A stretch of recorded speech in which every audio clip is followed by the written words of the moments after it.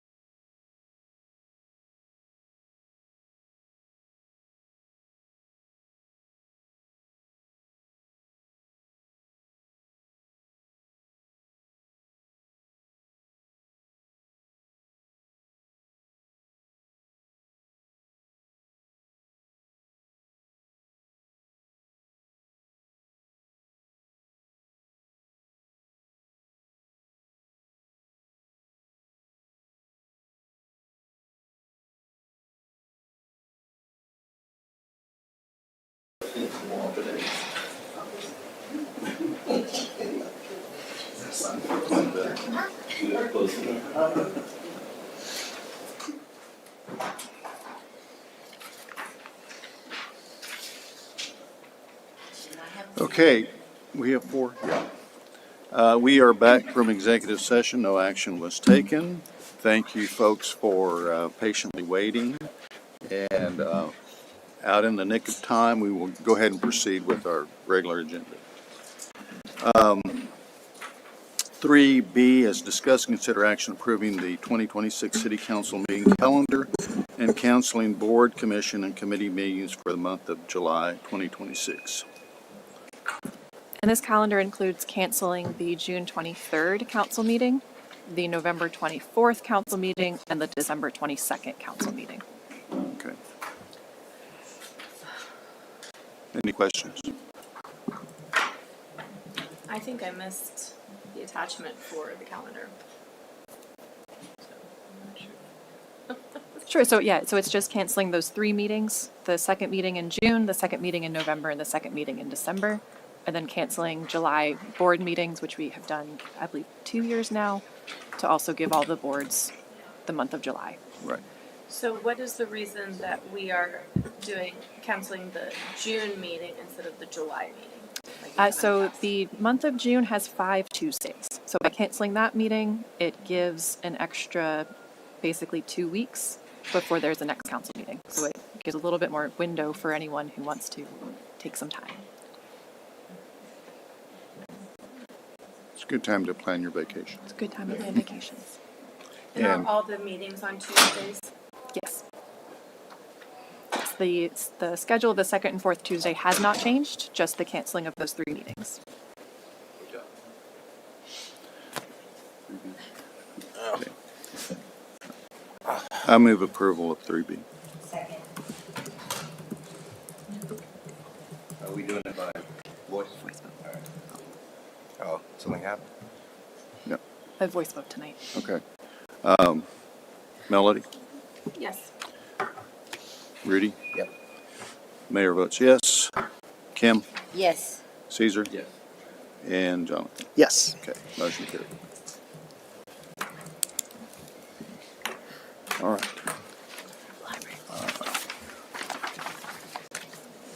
Let's see.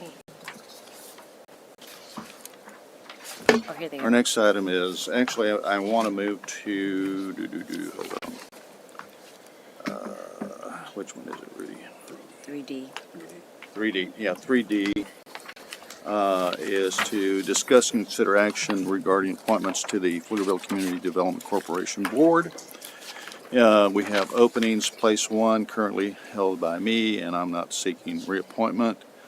Place 3 currently held by Councilmember Mateer, and place 5 and place 7.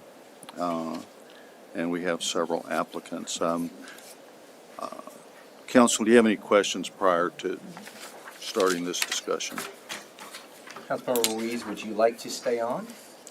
Well, 3D. yeah, Your seat's not out? yeah, we're gonna do that first then. Yeah. Actually, do you wanna stay on? Your current position? Would you rather stay on? Stop playing. Yes, right now, I'm not up, so for Right. now, yes. Yeah, So then, and council, So, the other Lee, council are here. you staying? Yeah, I will stay on. If you're staying on, I'll stay on. Okay. That's 2. so we have 2 positions that, well, actually 1, because Caesar's not up this time. So then we currently have I'm not up. place 3, I'm sorry, place 5 and place 7, so there's 2 positions there. So the applicants this evening, I'm going to call you forward. You can keep your presentation as short or as long as you want. And we may or may not have any questions for you. Darrell White. Mayor, can I confirm that? Because this is 4 places. Rudy's gonna take 1, so that still leaves 3 open. Yeah. I thought you had said 2. Oh, I'm sorry, open. you're right. You're right. Okay. 4. Yeah. All right, Mr. White. Mayor, Council, I'm Darrell White, currently serve on the PCDC board, and put in a request to be considered for reappointment. And Mr. White, you're the chair of the board, correct? Yes, Okay. this year. Council, do you have any questions of Mr. White? Mr. White, we are aware, and I'm sorry, I call you Darrell. We go back. And I'll call you Victor. Mr. White sounds, doesn't sound right, for me at least. Yeah. I know you've been part of the former city council member, serving along with me years ago, and during the last year serving as chair of the PCDC board, and I know that you have very strategically and very actively worked with our executive director and covering all the items that are presented during the board meeting, and they've been very effective, and so I know your leadership is certainly something that we would like to replace. That'll be subject to the vote of the council, but thank you very much for serving. Thank you. So I have one question. Yes. What do you see as the biggest challenge in the next 2 years? What do I see as the biggest challenge the next 2 years? Is the number one item is what we've been working on primarily this year from the standpoint of bringing in the new executive, getting things organized and going in the right direction, which they are, but we're just continuing to focus on building that out. And while we're doing it at the same time, to your point about the next 2 years, is continuing to see and seek out those opportunities for bringing, whether it be businesses to employ, connecting in some way from the middle to increase our retail sales, but basically to ratchet up what we've been able to accomplish this first year that's been slow because of the transition with the staff. So bottom line is, I think what you've seen us do, you're going to see more of it. And I know you've been involved in several of those activities. Thank you. Thank you. All right. Thank you, sir. Jennifer Purify? Hello.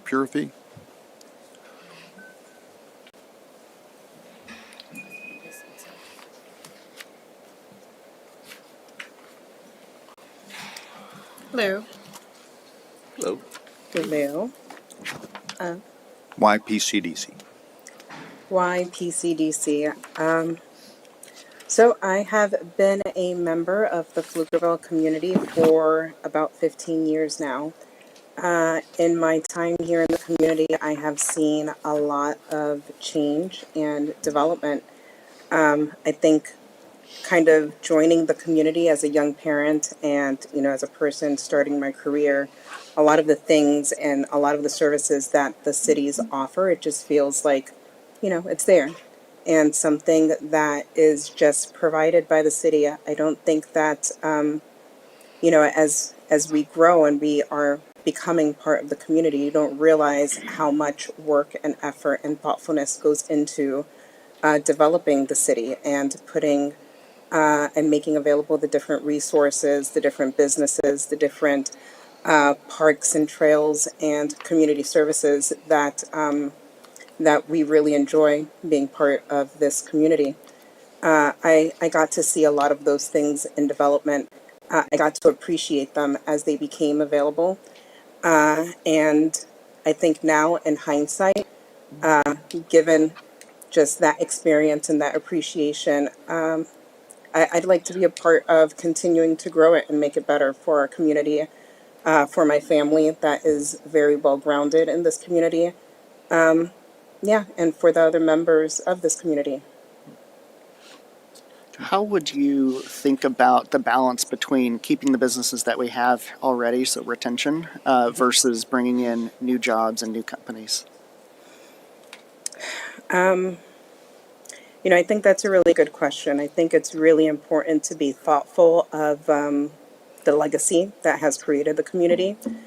And I think that, we would want to do whatever we can to ensure that they continue to thrive and continue to serve the community.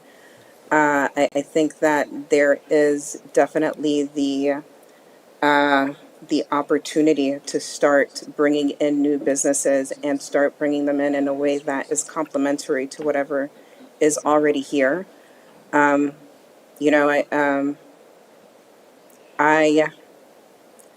assume that there is a lot of consideration in terms of what we have and what we don't have, what makes sense to go after and what makes sense to, let the well-grounded community and business leaders that are here continue to develop and grow and maybe take interest in helping them grow their already established businesses where there's an opportunity and a need for that, while also going after new businesses that can, be additional attributes to our community and help, let's say, complement the ones that are already here.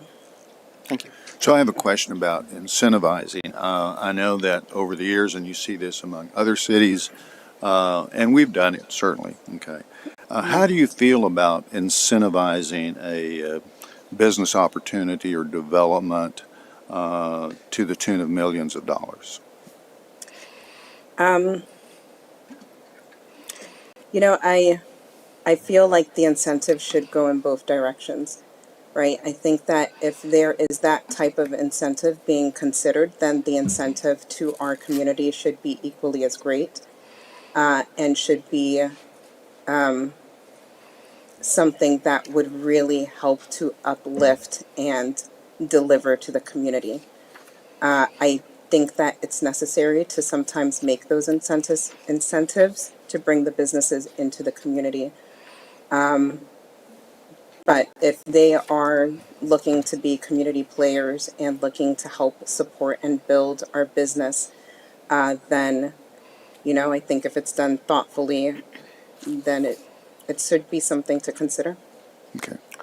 Jennifer, one of the answers to your questions was, what are the major challenges Pflugerville faces in economic development? And your answer was, one of the major challenges Pflugerville faces in economic development, I love to repeat, is achieving alignment around the city's vision for future growth. This divergence can make it difficult to set consistent priorities and allocate resources effectively. Can you talk more about that? Yeah, I think that the recent election season has brought about a lot of contention, if you will, that is, just evident in different conversations that you hear around the city or, looking at our respective city channels. It seems like there are a lot of, disparate thoughts of how we should be able to grow or how we should grow, bring businesses in. I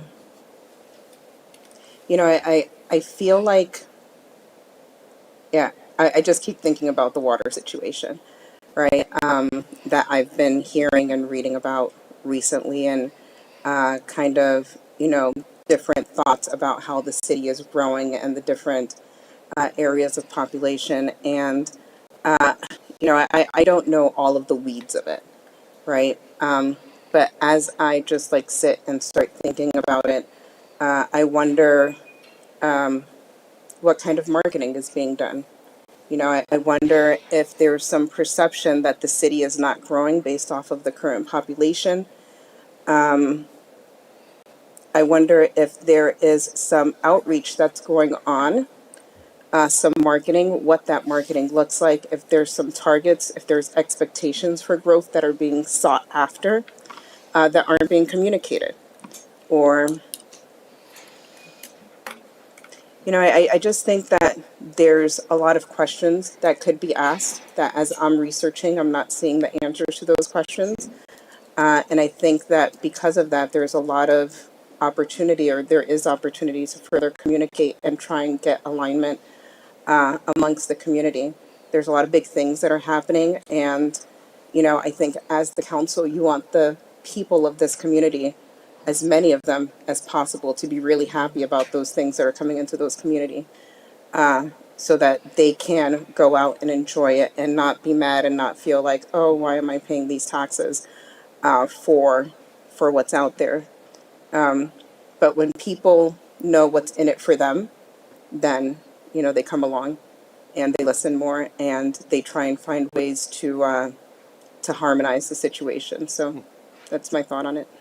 Perfect, thank you. You did express, for the sake of transparency, any potential conflict of interest. If you could just elaborate on that just a little bit for us. Yes, well, in my business, I work in real estate investment. So I look for opportunities to convert residences into, let's say, new homes for new families. I'm looking for opportunities to potentially build larger developments within our communities or in other communities. You know, commercial development is an area that I'm really interested in, and I'm looking to do that and have been finding, or sorry, better stated, looking for ways to invest in development. I think that there's a lot of opportunity for that here in Pflugerville, as well as other areas in Central Austin, which is my primary area of work, if you will. So, in that, I thought that there may be, you know, a potential for a discrepancy there. And I don't necessarily think that there is, just because it's dealing with like permits and policies and things like that, things of that nature that can impact, well, effectively how I do business. You know, I thought that it was worthy of disclosing. Thank you. Well, I can certainly appreciate your transparency on there, and also you have a grasp for things that are facing the city that many others don't tend to have, which leads me to my question. I noticed you haven't done PF 101 or even attended a meeting of PCDC, and you're applying now. Why now? Why not any of the other boards or committees? So, through my interest in real estate, I became interested in the city and in city development and in growth. Also, just, you know, for my own personal development and growth, I've been doing a lot of, well, pouring into myself and doing a lot of personal development. And I think anybody who has done that before, you know, kind of ends up at a place where you're wanting to grow yourself by giving back and by serving. And it's led me really to a place of just wanting to give. So, I mean, I'm just looking for ways to give better. I think that this is an area of service that I might enjoy and appreciate and think I could make some impact. And, you know, I think that this might illuminate other opportunities for me in the future. So, No, thank you. yeah, So if you weren't selected for this board, you may have interest in other boards. sure. Yes. All right, thank you very much. Thank you. Thank you. All right. Thank you. De Juana Lozada, sorry. DJ. DJ, sorry. Make it easy. Good evening, Council. Good evening, people in attendance. My name is Dewana Lozada, DJ for short. I am a longtime entrepreneur here in Pflugerville. I've been here since 2007. The military brought my family here. The schools got us to stay. I raised 3 of my children here through Hendrickson High School at Feeder, and I can't be more proud to say that my children graduated from these schools. My background is in public affairs at the federal level. I actually worked abroad for 10 years for the Department of Defense and the State Department doing host nation and government relations. I came to Texas and worked first at the Texas Higher Education Coordinating Board, where I worked heavily with the institutions to improve graduation rates and the pipeline that feeds those graduation rates, and also at TxDOT as the first African American division director for travel and information. I started a company in 2016 here in Pflugerville, and I'm pretty sure, Kim, you can correct me if I'm wrong, it makes me one of the oldest black-owned businesses longevity-wise for what I do, which is food manufacturing. I don't know how many of y'all know about Soul Pop, but that is my company. And I am just here because things have kind of, the landscape has changed for business, and it's given me more time to focus on my community passions. My head has been down in I've been neck deep in popcorn for the last 10 years. and, and now I find that I have more time and I've been volunteering and learning more about the city that I love so much. And I want to be a part of its future growth, making sure that we continue to be an amazing and diverse city. Thank you for the time. Questions, Council? So DJ, one of the things that we look at, and we oftentimes when we talk about economic development, is entrepreneurship and how to, as Councilmember Ruiz talked about, help buttress the local businesses while at the same time energize and revolutionize some of their aspects. Do you see anything from your own skill sets since you, when you start getting products in places like Target, that's kind of a big deal, that you could bring to this board to help shepherd or at least give some guidance regarding the future regarding those ideas? Thank you so much for that question, Councilman. Yes, as my personal experience here in Pflugerville, being a local brand, I wanted to keep my manufacturing in Pflugerville as I grew. And it was really impossible for me to do that because I couldn't find manufacturing space that fit where I was in my scale. And that was something that remains. I think that's something that we need to focus on moving forward, because if you're a small business like me, I needed 5,000 square feet of industrial space for manufacturing.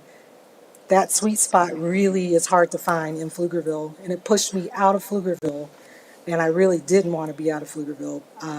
So for me, the future for what the Economic Development Corporation does is finding that balance between what we're doing with industrial spaces and that growth, and making sure that we're always being mindful of our local base and how that will impact small businesses, but also the employees that the small businesses will hire.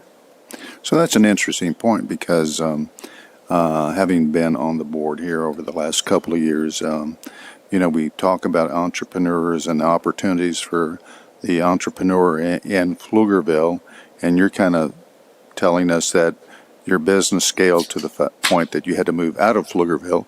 So that might be an area where certainly the Economic Development Corporation could focus on, because I would hate for other entrepreneurs to leave the city. That's not what we're about.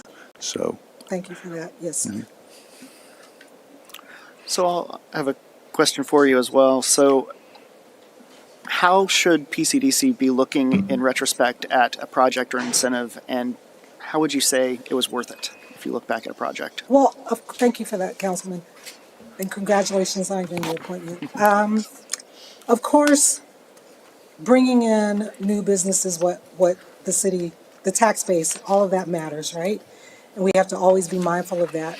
But the cost benefit analysis needs to be balanced, right? So when we put money into these, incentivizing these corporations to move in, these big industrial entities to move in, I think it needs to be weighed against how, instead of them importing their workers, how will it benefit the people who are already here? As far as like, are they going to be hiring local, or are they importing the workers to be here? And then we need to make sure that we have a strong enough pipeline to serve those interests. So if we bring them in and there's a mismatch in the skill sets because we're not focusing on that in our trade schools or even in our universities, then what we're going to get is a bunch of they're going to have to import their workers, and that's not really going to benefit the local residents in the way that I know we all would want that to happen. And so the strategy needs to be one of balance, right? When we incentivize them to come in, that money needs to also be balanced against how it's going to serve the community long term. And that's really something that I think I would like to have a focus on. Thank you. Thank you very much. Okay, thank you. Our next applicant is Nefisat Jacobs. And again, I apologize if I pronounced that wrong.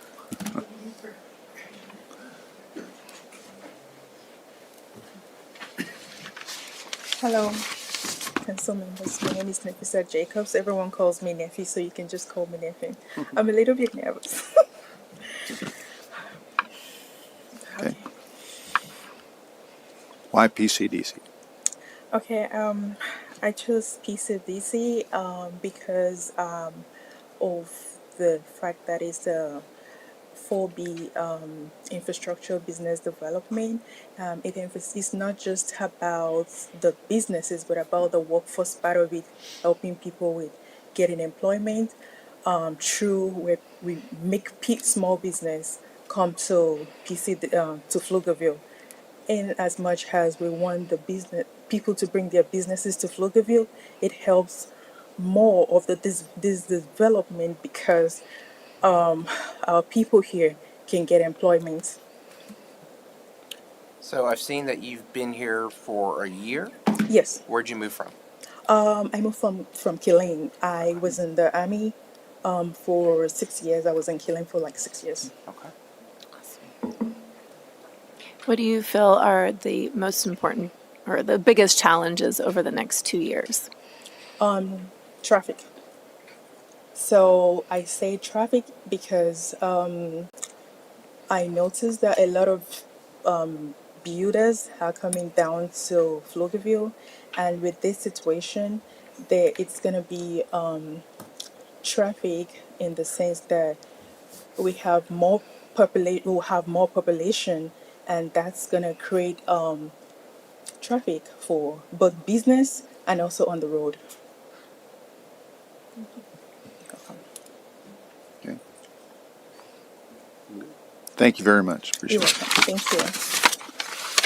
Oscar Mitchell.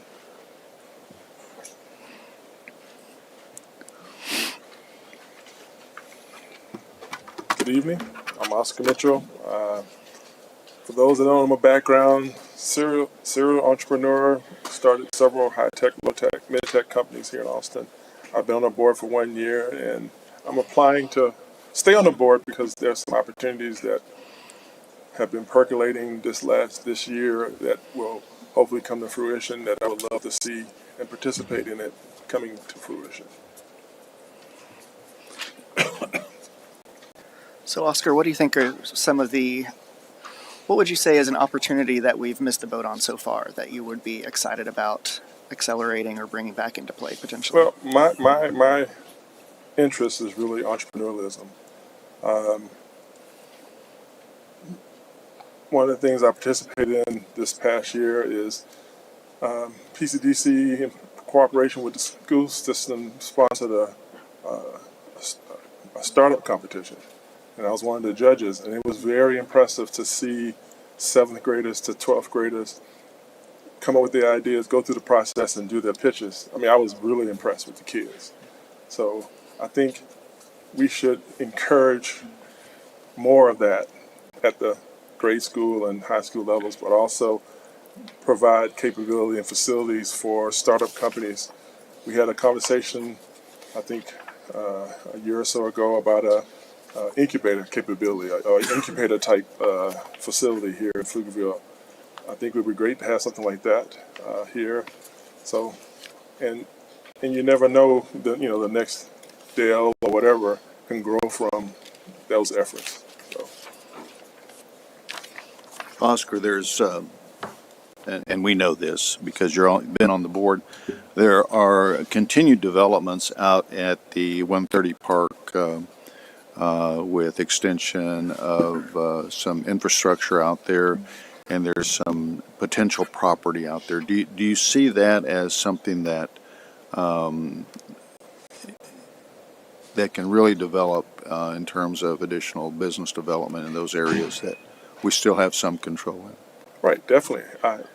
Definitely. I mean, that whole development, I think, has been a success. It has fostered and encouraged many different companies to grow in that area. There's other startup companies and what have you. So yes, there's definitely opportunity, I guess, to grow beyond and toward Cameron Road. Right. Yes. Okay. Any other questions, Council?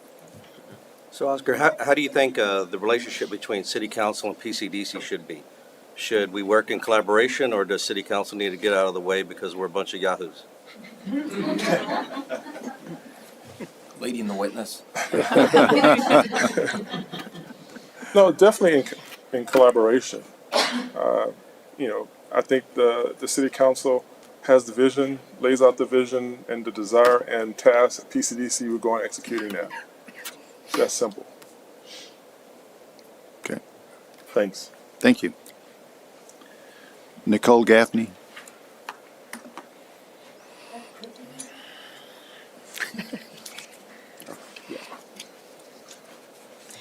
Hello, I'm Nicole Gaffney, here to talk to you about the PCDC. Talk to us. Okay, well, I think I would make a really good addition to the board because I am a small business owner, and I believe that it would be a really great liaison between the small businesses, the community, and the large businesses, to be able to make sure that we all work together because it's really important to create a very good community, to have every aspect of the community working together. Okay. So I guess maybe I should have kept my questions more consistent, but this one just comes to mind. So what do you perceive, and I know if you have no idea, that's fine, because it's kind of not necessarily a hypothetical question, but certainly one that would require some thought. So what is your economic development vision for Pflugerville? I would really like to see a community where my boys are 13 right now, and I would really like to see a community continue to grow where I don't see my children leave for better opportunities. I would really like to build Pflugerville to a point where they feel like they were raised here, they can grow here, they can live here, and their children can live here and be happy. That's what I would really like to see. Okay. All right. Thank you. How would you go about doing it from as to what the mayor was just saying, economic development strategic standpoint? I think it really needs to be a balance between larger businesses that we have and small businesses to help foster the idea of growth within the community from that grassroots level. But we also need the larger businesses because that's how you bring in good paying jobs to allow people to stick around. So you kind of need to find that balance between the two to allow people to grow and develop and flourish, but also be able to put food on the table. Okay. Thank you. Appreciate it. Matthew, and I'm sorry, I'm not even going to try to pronounce your last name. It's almost like pronouncing Fox. The name is a phonetic name to begin with. Fairster. Farster? Fairster. It's Fair shirt. It goes through 3 different countries and 2 different alphabets. Well, the good thing is you don't have a P in front of it, so it's... Although somebody says they're going to stick one there. Go ahead, sir. My name is Matthew Fairster. I moved to Pflugerville in the end of 2018. My background is in the international business arena as a general proposition. I was a shareholder and a foreign trade zone operator up on the Canadian-Washington border, 3 different foreign trade zones we had up there.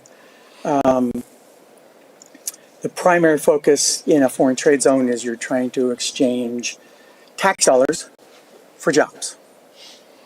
It's been part of the statute since 1934, so it's a very statutory-driven process that you go through with foreign trade zones. That kind of is a foundation to some of my background.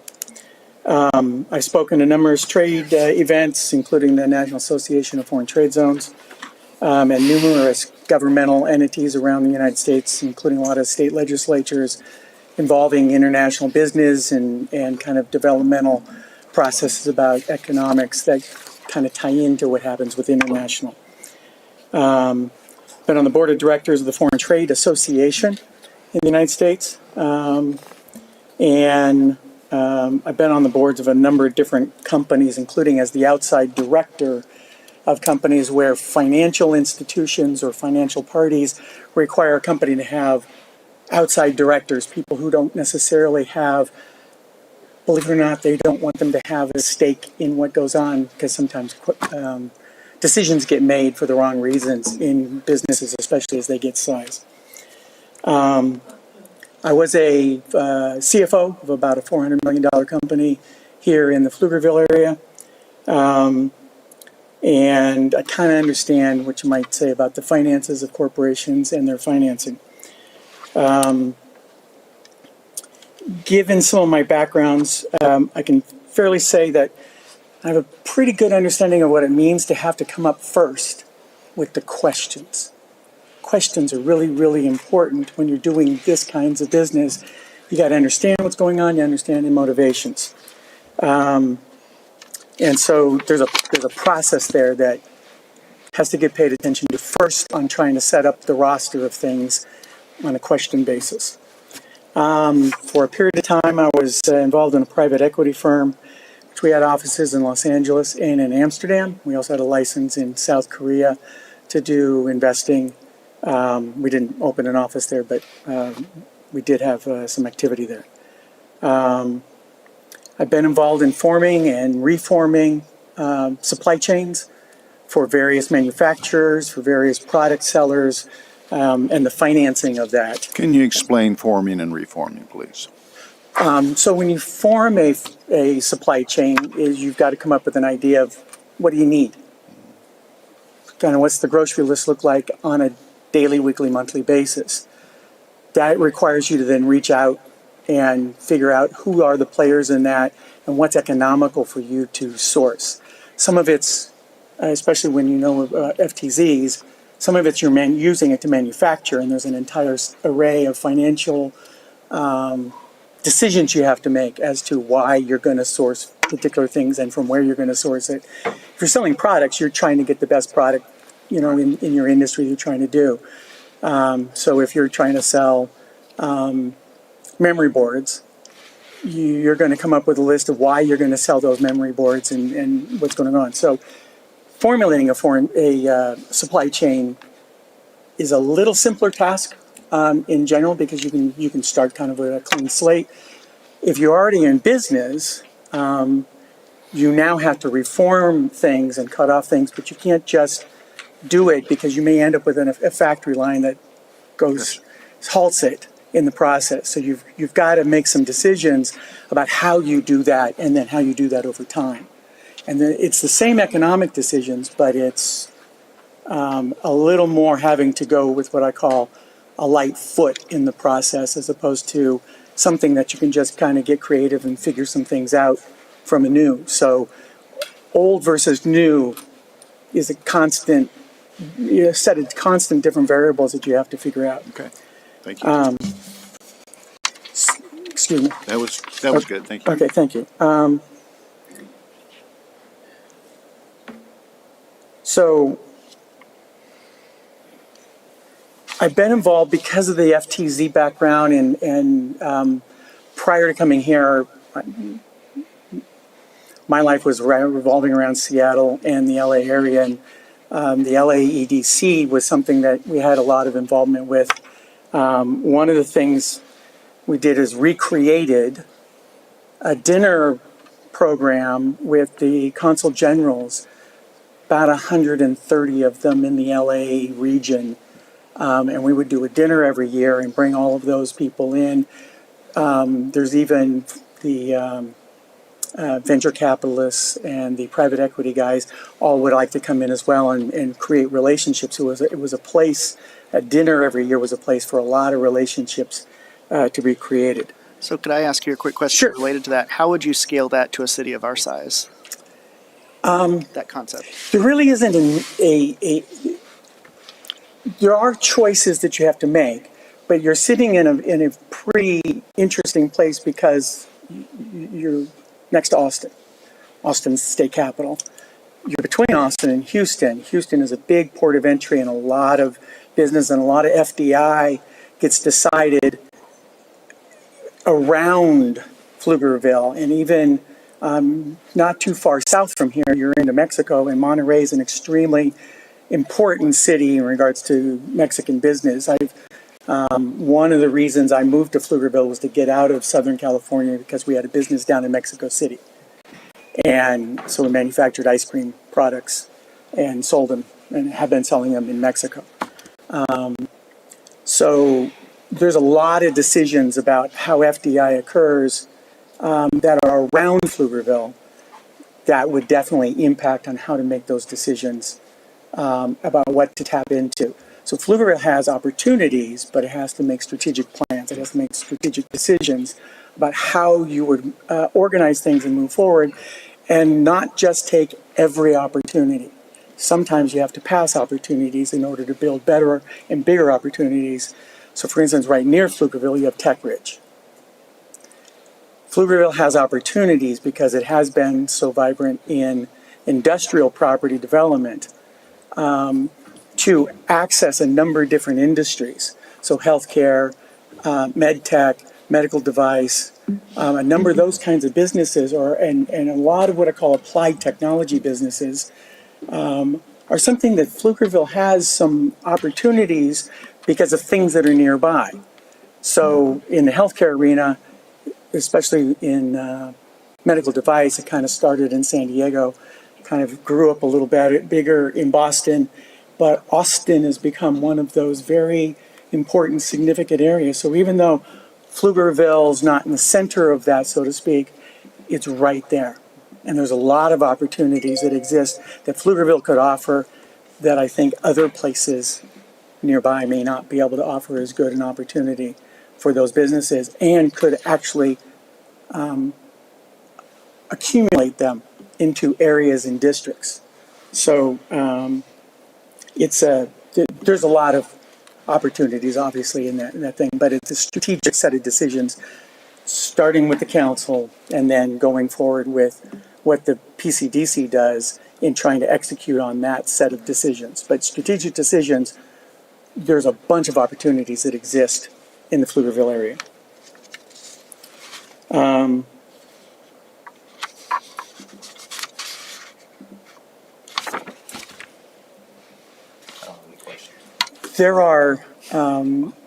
There's always a conversation that goes on about trying to cut a deal for somebody to come in to a location.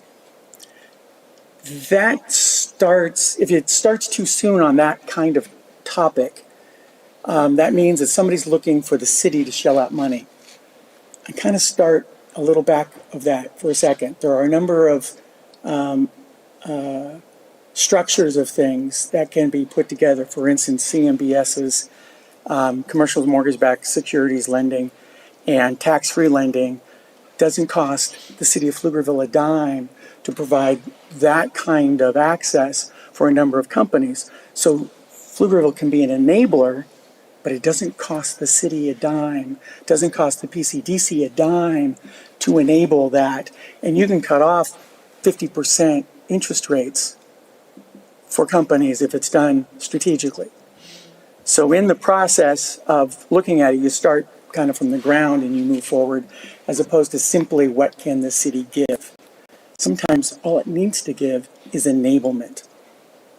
And there are a number of structures for enablement that exist that Pflugerville has instant access to. Okay, thank you. Matthew, just have a couple of minutes, please. Yes, thank you. I guess the last thing is that Pflugerville, it's about needing to develop and have an ongoing set of relationships, building relationships in the marketplace. There's relationships with lawyers and CPAs that handle a lot of companies doing a lot of different kinds of business.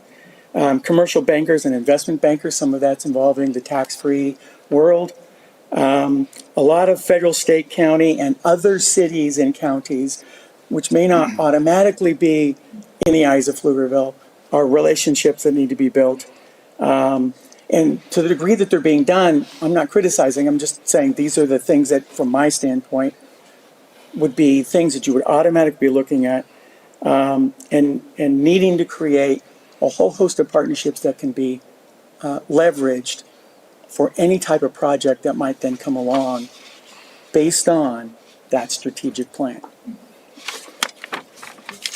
Thank you. Okay, thank you. George Van de Werken.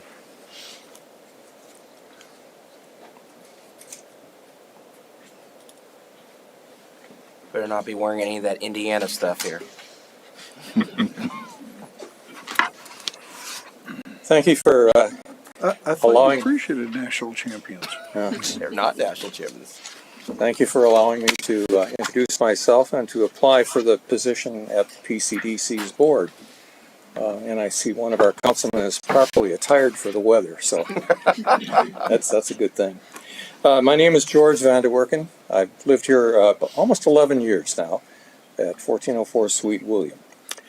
Let me just summarize who I am by reading a brief introduction I wrote. I've served 4 years on the PCDC board, both as treasurer and also as president when I was there. I've served 2 years on the TERS board. My career background is in community banking with experience in a variety of things, including lending of all sorts, deposit management, administrative, and management responsibilities. I was the regional president of the bank that I last served. I've served on numerous boards of directors of organizations with a variety of missions, including mental health, education, pension and benefit administration, economic development and redevelopment, commercial business support, international missions, and church governance. So I'm interested, obviously, in serving again on the PCDC board, so I'd be glad to entertain any questions that you might have. Thank you, George. Questions? What do you see as the biggest challenges over the next 2 years? For the city or for PCDC? Or both? Both. Okay. For PCDC, we have a new director. And I think supporting his efforts and the efforts of the board moving forward is very important. You want to hit the ground running and you want to do it well. So I think there's some very good things that have gotten started. I think you want to continue to see that momentum. So that would be, the biggest challenge. The role of a board is governance, and it's not really management. It's really trying to help set the tone and support the work of the administration and provide kind of the guidelines for it. So that role would continue, and with a new director, that director needs the support of board members who are there to kind of enable the mission of the organization. With regard to the city, people have mentioned congestion. That's probably one of our biggest. That's not really directly in PCDC's wheelhouse. It's more, the church. Sorry. Different area. It's really It's okay. city council's responsibility. The church might have a responsibility there too. I don't know, but anyway. But and I know you've been working on transportation issues and trying to improve mobility in the community. So that's not anything new for any of you, but that would be kind of my observation. George, I just have one question. Because you've served on this board before, you served 2 terms, and honestly, you served extremely well on the board. Why this board and not any other boards or commissions? I think primarily because of my background and my interests aligned mostly with this, with economic development. Obviously, I was a community banker, so I've always had an interest in financial matters and also promoting and developing businesses. And when you're working in a bank, you're always working with businesses. So you're trying to encourage and support and kind of structure what they're doing for success. So that's probably the short answer to the question. Mr. Vanderwerken, you mentioned several times that we have a new executive director Yes. On board. He's been here almost a year now, but he's still a rookie compared to his predecessor. What would you say that the board needs to do specifically to give him additional information and make sure that he is up to speed with the developments that are local? With the developments that are local? Yes. That's been brought up, in some of the interviews you've had already. A couple of thoughts here. The board provides structure for governance, right?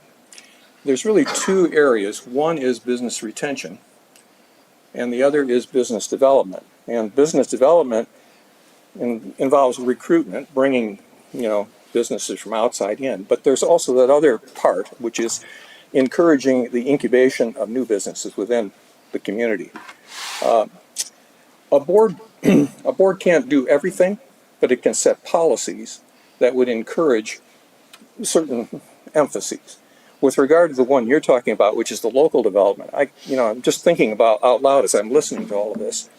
I could see having, let's say, using the resources within the community in ways that, in a sense, enable the board to be relieved of kind of the nitty-gritty of doing things and enabling others in the community to support our director and what he's trying to accomplish, or certain individuals who work within, within his organization, so that they have, in a sense, other contacts within the community who are interested in encouraging and developing local businesses. I don't know if that answers your question, but that's kind of, what I'm sensing as I'm listening to a lot of the things that are going on. Thank you. Okay. Any other questions? Thank you, George. Appreciate You're welcome. So, Tristan, let me ask you this. We have 4 positions. Are they all served the same length? That 2-year? Is it 2-year term? 2-year Okay, so terms. there's not anything overlapping. In reference to the position that Mr. Mateer was filling in temporarily, so that would have ended this period and would have been up for Correct. complete renewal. So it's not a temporary position Correct. now. Yes. Okay. Well, Council, first I'd like to address Mr. Rogers. We had this discussion earlier that Mr. Mateer is wishing to stay on the PCDC board in place 3, and so I'd like to address that place first and move that we reappoint Mr. Mateer to place 3. Second. Okay. Jonathan? Yes. Caesar? Yes. Kim? Yes. Mayor votes yes. Rudy? I'm cold, yes. Melody? Yes. And Yes. David. Okay, so motion carried, and so Mr. Mateer is officially back on the board in place 3. So the other 3 slots are 2-year terms, and I think maybe the approach, unless somebody has any other recommendations, is perhaps go down the line and everybody can voice their 3 candidates they wish to appoint, and then we can selectively put them in the right slot. Let's do it. Okay, so if you have your 3, any other discussion, council, before we start that? I think that's pretty clear. So if you have your 3 candidates, please voice them so Trista can take a tally, if she will. Let me know if y'all are ready. Jonathan? Sure. Darrell, Jennifer, and DJ. Caesar? Darrell White, Jennifer Purify? Did I say it right? Purify, I'm sorry. And the Juana de Lozada. DJ. No, I gotta say it in Spanish. Juana de Lozada. Come on. All right, I'm sorry, Kim, go ahead. Mr. White, Jennifer, and DJ. Okay. And my selection is Mr. White, Mr. Mitchell, and Mr. Van der Werken. Mine is Darrell, DJ, and Oscar. First of all, I want to say I appreciate everyone who applied. I think we had a lot of good candidates, so I hope we continue to have this many candidates in the future. My selections are Darrell, DJ, and George Van der Werken.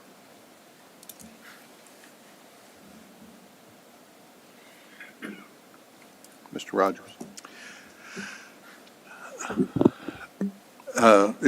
You're absolutely correct, Councilman Ryan. It's an embarrassment of riches that we could fill the board twice, maybe 3 times.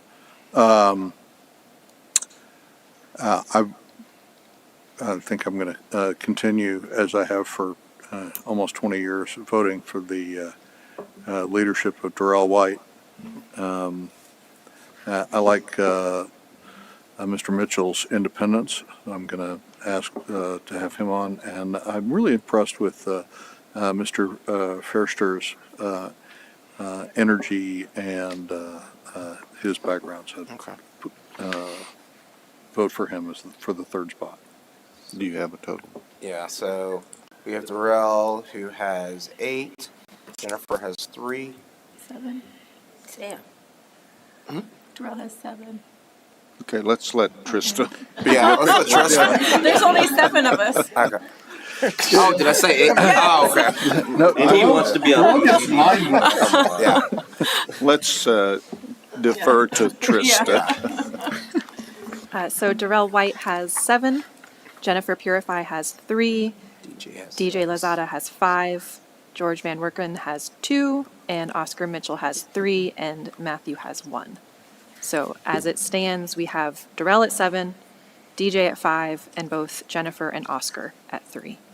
Okay, so we need to Yeah. recount, not recount, but have a runoff. Yeah. Do you want to just do Darrell right now? Do the runoff? Yeah, top 2. Yeah.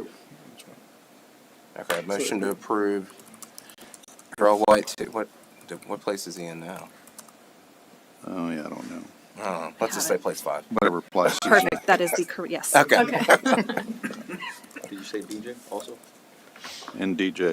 DJ. Oh, and DJ's cleared it too. Excellent. Okay. And DJ to place 7. Second. Motion and second to appoint Darrell White to place 5 and DJ to place 7. Jonathan? Yes. Caesar? Yes. Kim? Yes. Mayor votes yes. Rudy? Yes. And Melody? Yes. David? Yes. Okay, motion carried. Okay. So now we have Jennifer and Jennifer and Oscar. and Oscar, right? and Oscar with 3 votes. So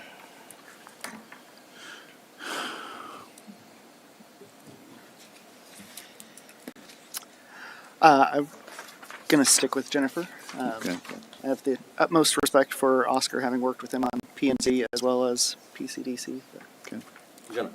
Jennifer. Jennifer. Jennifer. Mayor votes Oscar. Oscar. Oscar. Oscar. Oscar. Okay. Tally. Trista. Yes. Oscar has 4. Jennifer has 3. Okay. All right. I make a motion to approve Oscar. Second. All right. To place Place 1. 1. Place Place 1. 1. Place Okay. Oscar Mitchell, place 1. Okay. Let's do that. David. Mr. Rogers. Yes. Is that a yes? We're gonna take it as yes. I'm sorry. I was thinking about something Yes. else. But yeah, Yes. Rudy, that's a yes.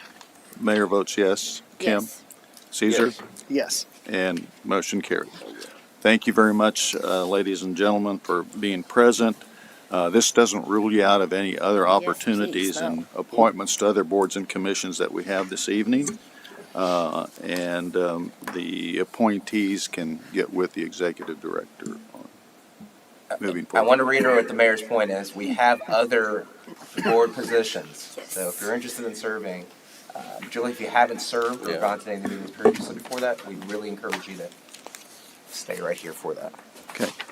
So I'd like to move to 3F, which is hopefully Easy one. an easy one. Discuss and consider action regarding appointments to the Capital Improvement Advisory Committee. And we have 2 individuals that are eligible for that, and there is a reason for that because of statutory requirements. And that's Sally DeSillis and Marcus Davis. Are both of you here today? The CIAC. Marcus? Mayor, Yeah. could you reiterate the statutory requirements? Trista, can you reiterate the statutory requirements? So the CIAC committee has to consist of 5 members appointed by the majority of council. No less than 50% of the committee members must be representative of real estate development or building industries who are not employees or officials of any political subdivision or governmental entity. So that's the big change. They wanted to make sure they had the business aspect in there. And so the people that qualify are Sally and Marcus. Previously, it was filled by planning and zoning members, but because of that requirement of being within a certain field, it's changed what we need to do. Okay. Is Sally here? Yes. Okay. Okay. No, well, no. Well, No, we just. Oh, no. I would just move that we go ahead and Yeah. approve Second. Sally and Marcus. Second, Just third. make it- Okay. All right. Wait, what are we doing? We're approving Sally and Marcus for the CIAC. CIAC. And I would also like to part of it is also the appointment of the Planning and Zoning Commission Chair, Vice Chair, and the ETJ representative, which has been Matthew Tiemann, to finish out that board as well. No. Oh, Okay, I guess so. Yeah. So you want us to add that to the motion? If you can, or we can do a second motion, whatever Let's preference add is. Mayor, would you entertain a motion to appoint Sally and Marcus to the CIAC as well as Matthew Tiemann? And the Planning and Zoning Chair and Vice Chair. And the planning. So- So, Zone chair and is vice it chair. possible just to have them come up and have a short introduction of themselves? Sure, that's fine. Marcus? Just so we know who they are in person? Okay, you said short. I'm going to go for 15 minutes. No, I'm just joking. Hi, I'm Marcus Davis. I'm a retiring Command Sergeant Major from the Texas Army National Guard. Who said who? I love whoever said that. Who? All right. So I'm retiring after 29 years of service, and I'm currently working an internship and just recently got hired at Texas Facilities Commission. So I'm also a project manager there working on the Capital City Complex. So all the hanging out confusion here. downtown, that's my problem. So happy to serve. Whatever I can do, just let me know. Thank you. Appreciate it. Thank you. Sally?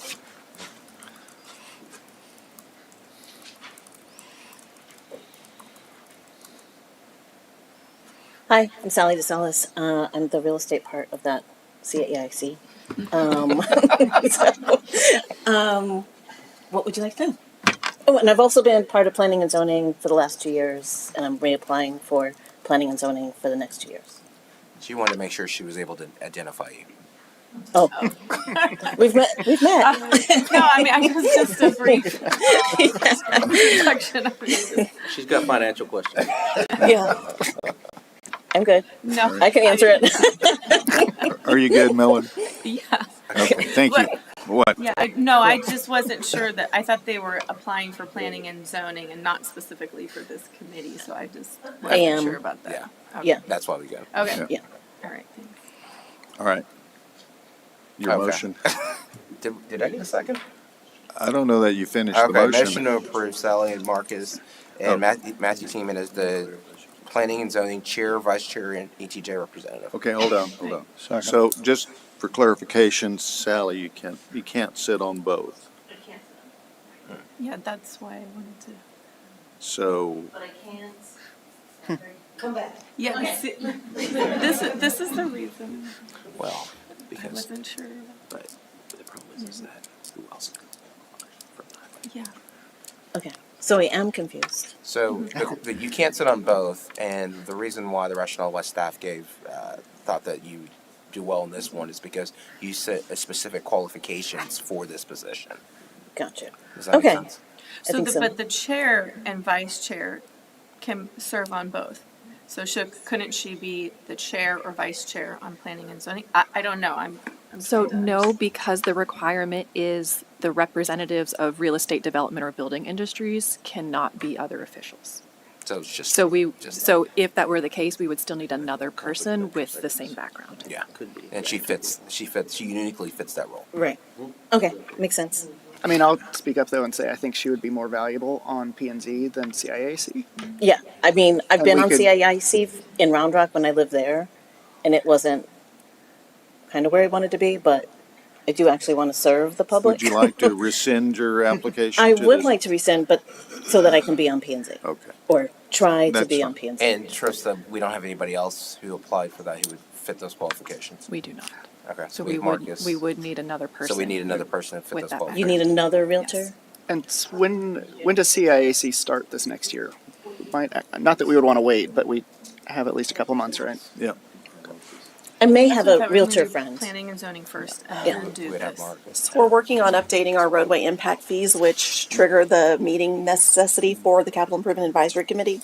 Our goal was to have them meet in January. It's very challenging to find members that meet the new criteria for the state legislature. And so Planning and Zoning Commission members are familiar with that as they've served in duplicate roles in the past.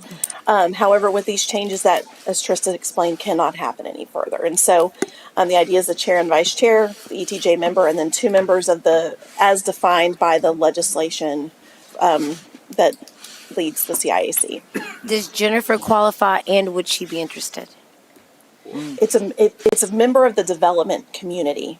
So you've got realtors, engineers, developers. It's a very Oh, it's very defined niche. bucket On of who can fit that. You said they have to be a realtor, Or In real estate. Real estate. So a real estate developer, or a realtor.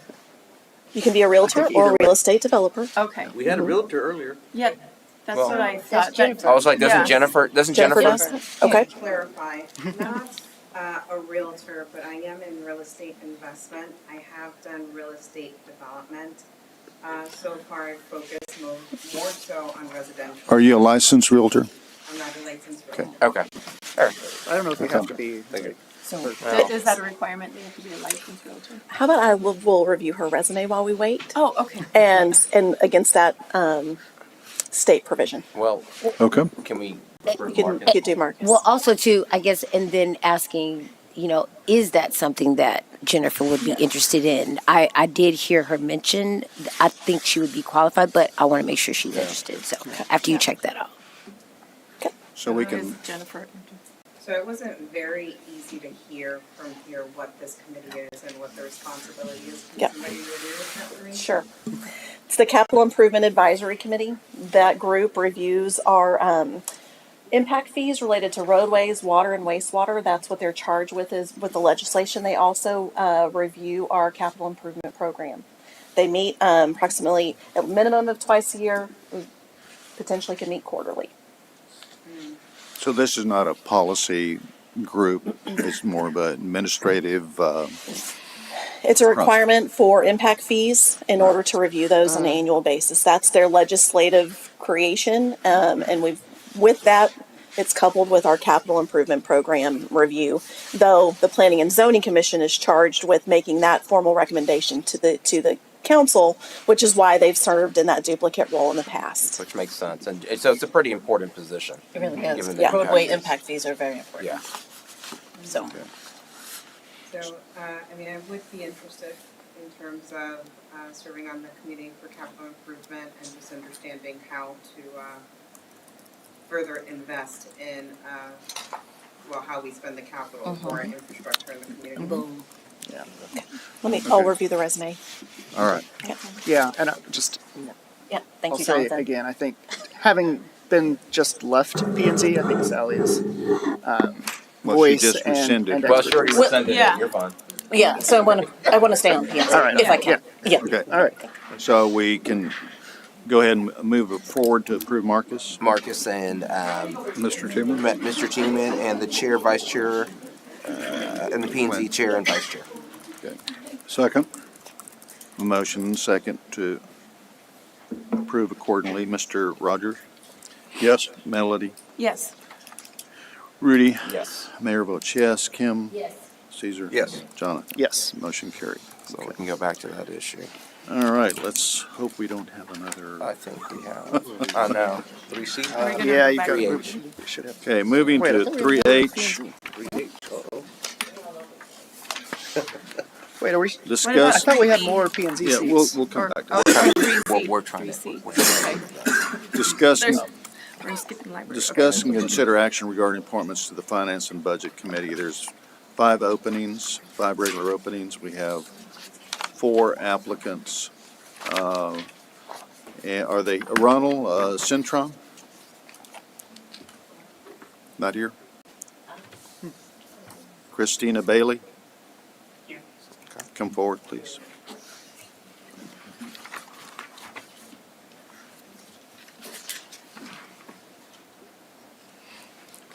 How are you with spreadsheets? I have a deep and abiding love of spreadsheets. I will tell you that. I know. I get ribbed on it all the time. But thank you for the opportunity to speak in front of you. My name is Chris Bailey. As you know, I applied for the Finance and Budget Committee. My primary interest in doing this is, although I'm not an accountant by trade, the bulk of my professional career has been in financially adjacent roles. And I always feel like if you really want to understand what's going in an organization, you have to dig into the data. And I moved up here to Pflugerville a year and a half ago. I'm a longtime Austin resident, but could not afford to buy a home there. So this was a great option for me. I've enjoyed being in the community. I've always done some type of public service or servant leader kind of role in volunteer work. And so I thought this was a great opportunity. It was a little sad to know that nobody applied last year because I think it's an important item to consider. I think maybe some people are a little nervous or overwhelmed, intimidated by the subject. And I'm just not deterred by that. You know, I regularly hold my own in meetings with finance, budget, and investment professionals. So I would be excited to have the opportunity to do that. A little bit about me professionally. I spent some time with the City of Austin and their water and wastewater utility. Taught me a lot about how municipal organizations work. And I still think I could give you all a really fabulous tour of a water facility to this day, even though that wasn't my job. I was fascinated by learning all about that.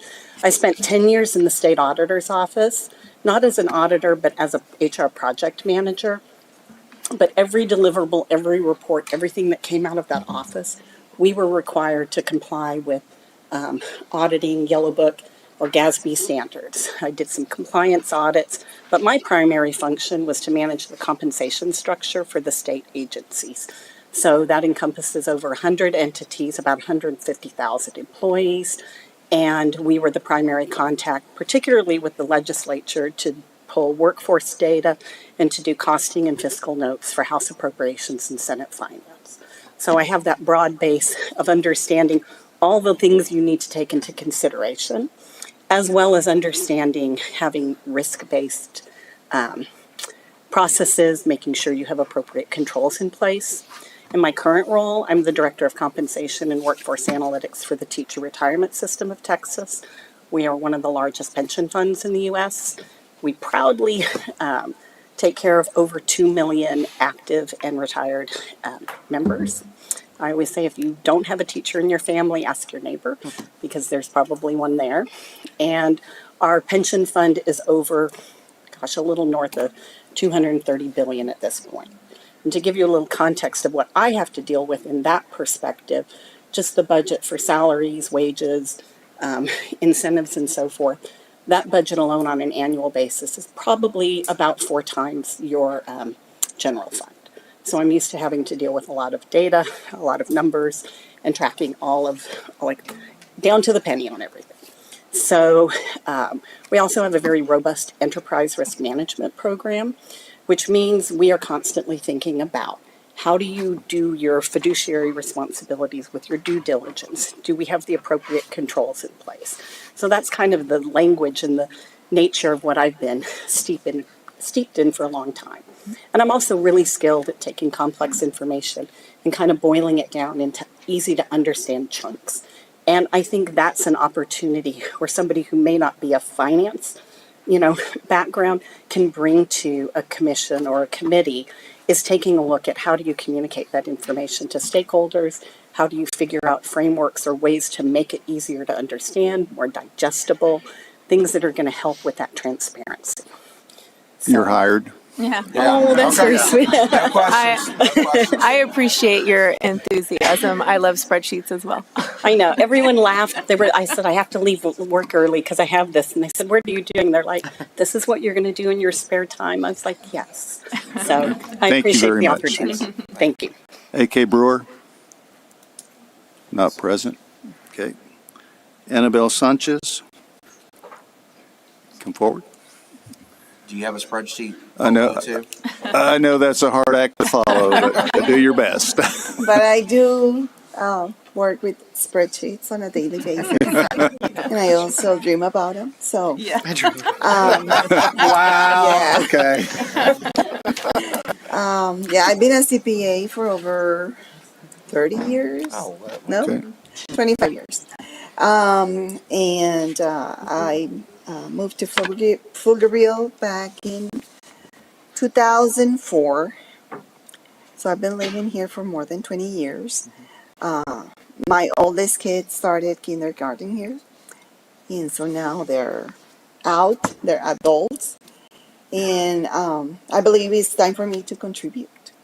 I believe not a lot of people volunteer for this role because we're always busy. So, and I'm still working, full time.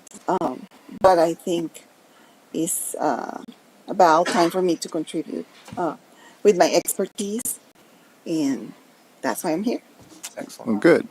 Well, I applaud your credentials, and certainly I have no knowledge of numbers and CPA requirements and QuickBooks and all that, but I mean, I do understand budgets, but Yeah.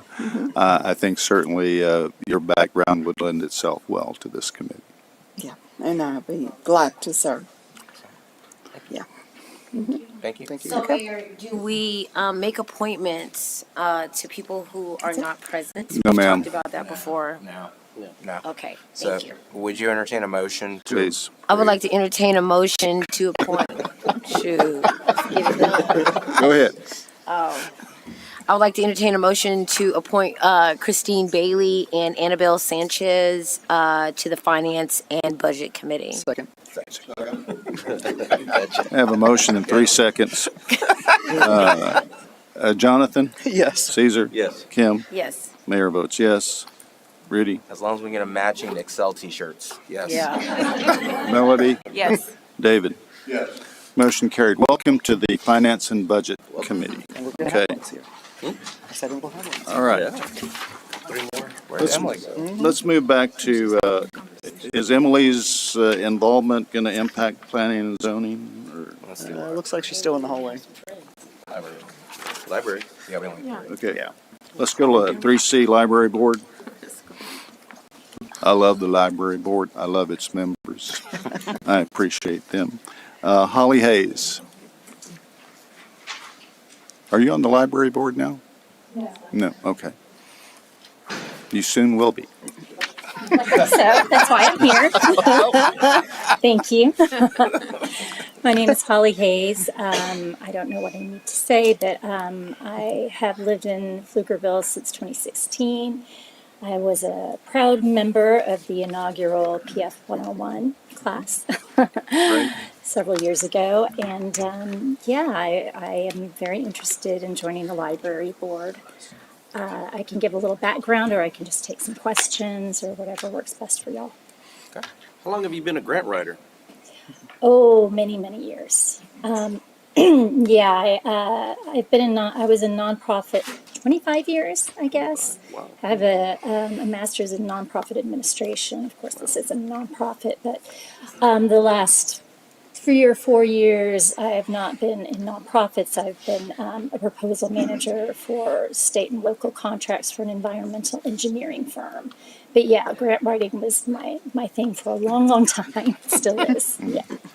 Well, Holly, as you know, our library is headed by one of the best librarians in the state. Literally. Blue Ribbon Library, and incorporating a number of creative projects and activities that you've probably been to. Is there anything you could creatively add to that? Well, I want to say, not to evade the question, but I agree. This is a wonderful library, and I love it. And I think there's a lot of great stuff going on in preparation for applying. I went back through, I've only been to 1 or 2 meetings because I didn't know I was going to apply for this, but I went back through, I guess a couple of years worth of minutes just to see all the stuff that was going on, much of which I was aware of, but a lot of which I was not. My focus would tend to be on inclusivity and accessibility. My son, I'm a single mom of a son who is neurodivergent and also a member of the LGBTQ plus community. I think that gives me sort of a lived experience with these sorts of things and different needs of different users of the library. And so I really just want to be a part of the success so far.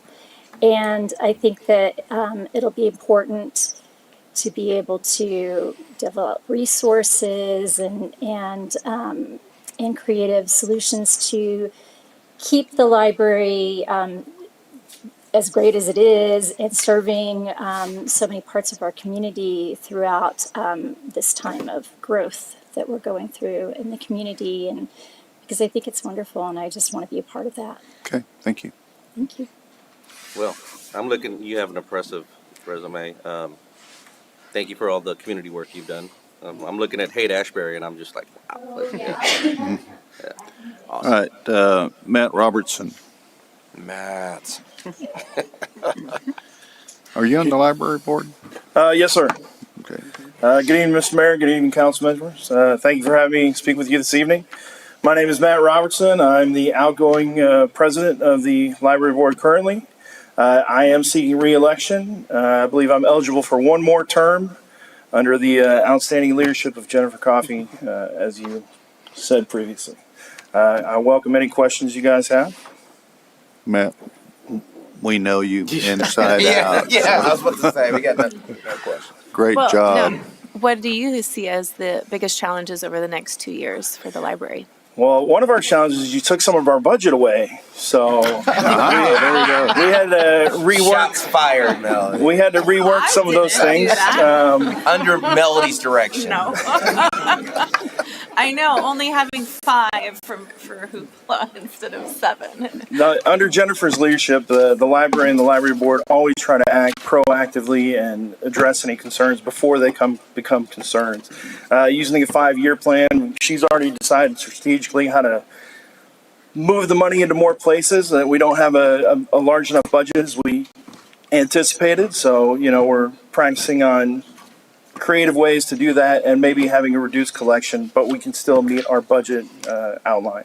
The other thing would be space. We'd love to have an extra building next to the current library, or build or a 3rd floor maybe. I'm not sure what the stats are on that, but we'd love to have some more space in the library. Glad you said that. We'd love for you to have more space too. I just want to thank you for your continued service on the library board, and I've watched a decent number of the YouTube video recordings, and I appreciate your input and ideas, especially when you're discussing trade-offs and what's most important to the community. So I just wanted to thank you for doing that, and I think I've also seen you speak very frequently about the Friends of the Library and our volunteer force that I think is such a very powerful and valuable thing that we have here. Thank you, guys. I didn't know anybody watched those, so thank you very much. Say, more importantly, he's been one of the best Santa Clauses we've ever had. Thank you, Matt. Thanks. Thank you. Thank you. Megan Conrad, Yeah. Conrad, Like yeah. Jody.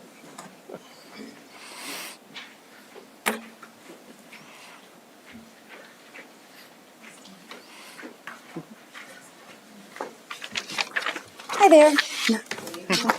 My name is Megan Conrad. I've lived here since the end of 2019, so right before the pandemic hit. It's been great.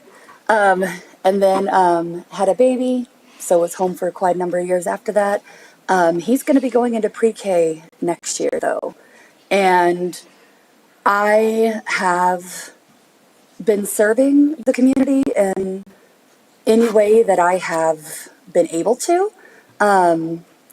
I started an outreach group at my church to try and reach members of the community, just trying to get like dresses for prom for kids, paying off lunch debt, like whatever we can do. And recently I started a group called Friendly Neighbors on Facebook. And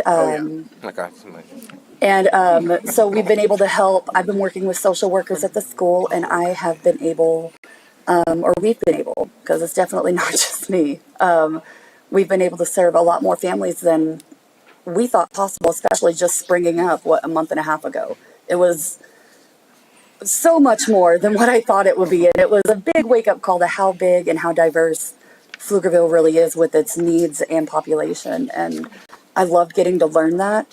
Having kids at Hendrickson, Kelly Lane, and soon to be Murkison, I'm very invested in the library.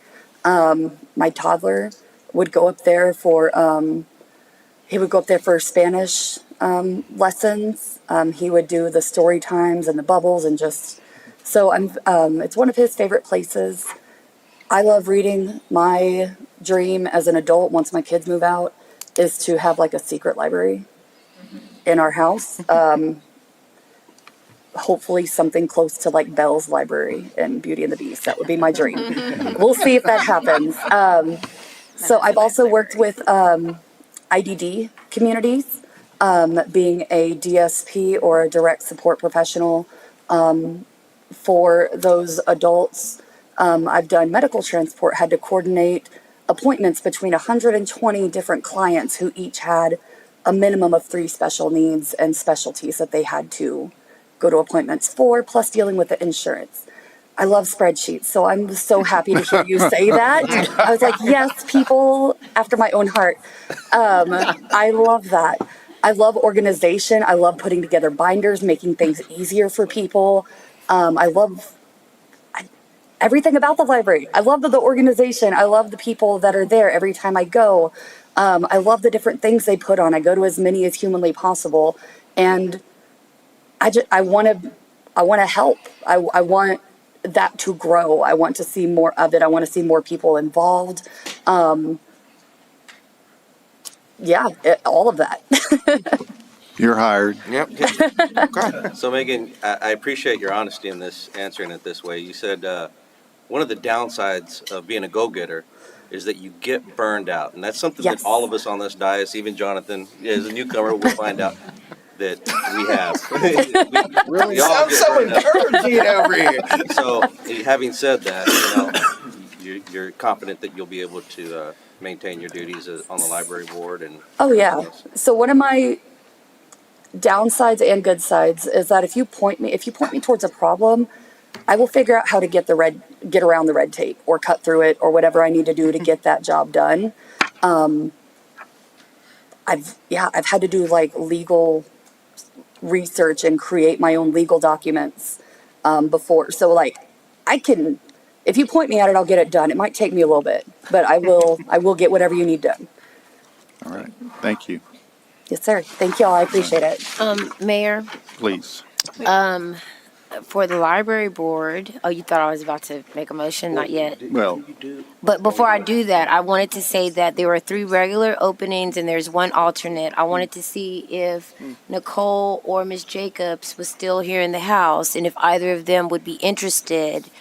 Is Jessica still on this one? Is Jessica? I have a question. Yeah, because there was Sure. four applicants in the I only packet. see 3 on my paper. Well, there's Only- only 3 on this there's paper, only so I don't three. know. Jessica But there was a 4th Sargis. one in the attachments of applicants. Is there somebody else? Jessica Sargis was on. What I said. Jessica, are you okay? Well, Yeah. come on up. Yes, thank you. Perfect. Typographical error on our part. Sorry. She was like, dude, I'm here. I know. Thank She's you. like, Right all here. here. So do you have Bell's Library at home or like a spreadsheet T-shirt or what? I don't, but I'm glad that Mr. Ruiz mentioned burnout because I am a professional speaker and coach now working on high performance, self-leadership, and burnout prevention and rehabilitation. But by training, for over 23 years, I've been a lawyer and a business executive. I've worked as a trial lawyer, both on the defense and plaintiff side. I've worked in-house for mega corporations like Marvel Studios and Disney, and also have been the global head of business affairs for a startup company in the social media content space that became a unicorn, over $1 billion valuation. And I was responsible for all of the legal policies and business negotiations, working with content creators like Mr. Beast, those folks as well. So I've been in the legal and business world for over 23 years. As of last year, that's when I started my own small business here in Pflugerville as a professional speaker and workshop leader and coach. I'm also an author and about to complete my first manuscript that will be published in the fall here.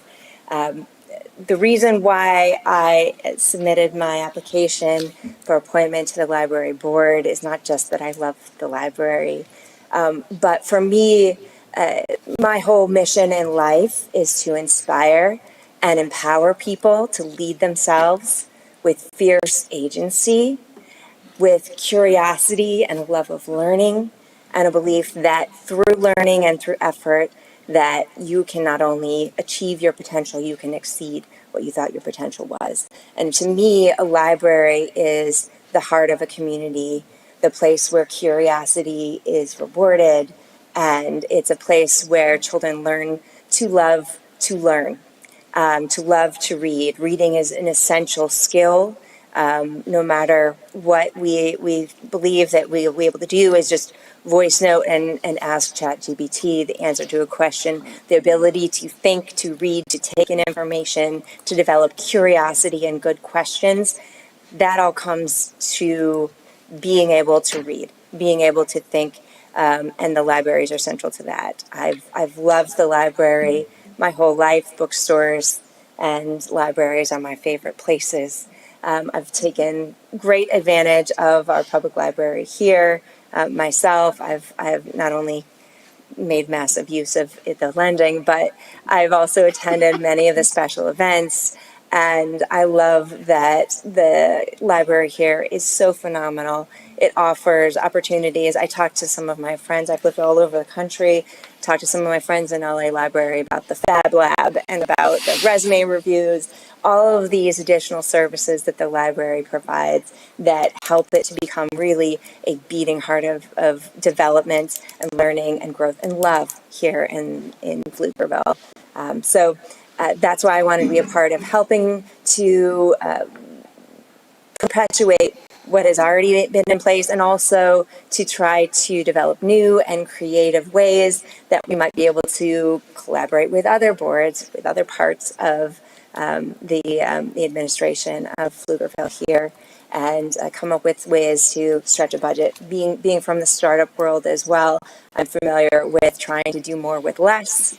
I'm very happy to be able to input whatever ideas I can, whether it's on the legal side, on the business side, or in my current avocation of helping to let young people learn how to lead themselves, how to control and master themselves so that they can then go out into the world, live intentionally, and help lead others. So a little bit more about me. One of the reasons why I am so devoted to high performance and self-leadership is, in addition to my legal and business career, I'm also an undefeated former MMA fighter and boxer. And so I use a lot of sports psychology and neuroscience in my coaching. What? How many bouts? Only 4. I started late. Only 4. Actually, not only. You're on the USA Boxing Mid-Atlantic Region Board. Yes, I was. I was the secretary. Not just a regular board. I was also the 2014 Mid-Atlantic champion at 141 pounds. I did not put that down. Okay. All right. Oh, Sounds wait. good. Councilman Rogers and Mater itching to ask, where did you go to law school? No. I am not thinking that. The University of Pennsylvania. University of Pennsylvania? Yes. All right. Okay. Well, I'd That's love to not good. I connect heard. later on. Okay. I'd love to introduce you to the local boxing club that we have here as well. Absolutely. All right. It'd be my pleasure. Thank you very much. Thank Appreciate you. it. All right. So now we have 4. Yes. And, Okay. and that was Jessica. What is the last? Jessica. Sargus, Sargus. Sargus. S-A-R-G-U-S. Okay. Okay. Kim? I would like to make a motion to approve Holly Hayes, Matt Robertson, Megan Conrad, and Jessica Sargis. Sargus. Yes. Sargis. Second. As the alternate? What? Because remember, we have an alternate. We do need one person identified as the alternate, which is a I would like to one-year term. identify Jessica as the alternate. Okay. All right. Who did you want to have as the alternate? Jessica as the alternate, Holly, Matt, and Megan as the regular.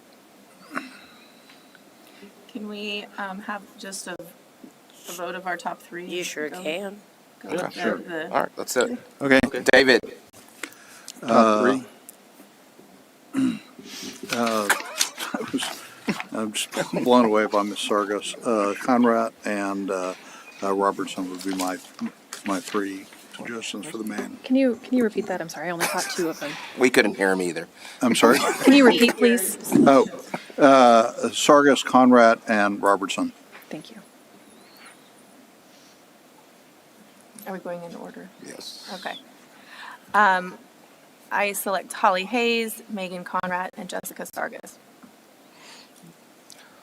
Holly, Matt, Jessica. Holly, Matt, Jessica. Holly, Matt, Megan. Holly, Matt, Jessica. Holly, Matt, Jessica. Okay. So the one receiving the least votes would be our alternate. Yeah. So it'd be Megan. It'd be the alternate. Megan's the alternate. Is that a motion? Wait a minute. We gotta wait for the official Tally. We use the word tally. Just count out tally. Yeah, it's such a weird word. And by the way, being an alternate does not diminish your role and participation on the board. Right. Especially on that board. Still gotta We've show seen that. up. Yeah, you still gotta show. Trust me. She'll put you to work.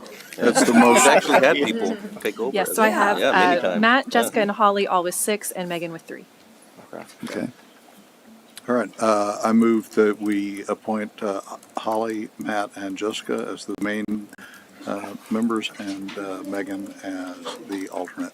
I would say Holly, Matt, and Jessica as the regular members, and Megan as the alternate. Well, regular, yeah, just accept that friendly amendment, Yeah. sure. All right.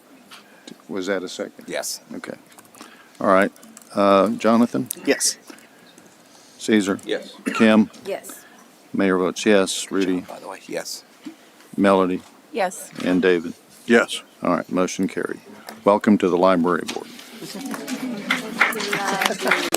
I appreciate all of your guys' enthusiasm. Thank you so much. Emily, does Jessica qualify?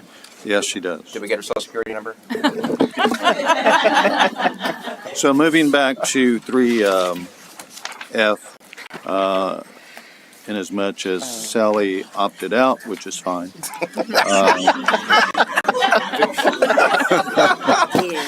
Well, that's good. You're good. We have since identified that Jennifer is qualified to serve on this CIAC committee. Mayor, would you entertain a motion? Please. Motion to approve Jennifer to the CIAC committee. Second. Motion and second to approve Jennifer. Jonathan? Yes. Caesar? Yes. Kim? Yes. Mayor votes yes. Rudy? Yes. Melody? Yes. David? Yes. Motion carried. Thank you. Welcome. Jennifer, all right. Thank you very Thank much. you. All right. See, where are we next? Planning and zoning. Yeah, P&Z. Probably. Uh-oh, Jonathan, here you go. Okay. It was always fun. Why do we have all these people for Parks and Rec? Okay. Planning and zoning has 4 regular openings, and we have 1, 2, 3, 4, 5, 6 candidates. Alyssa Loveday, not present. Keith Drown.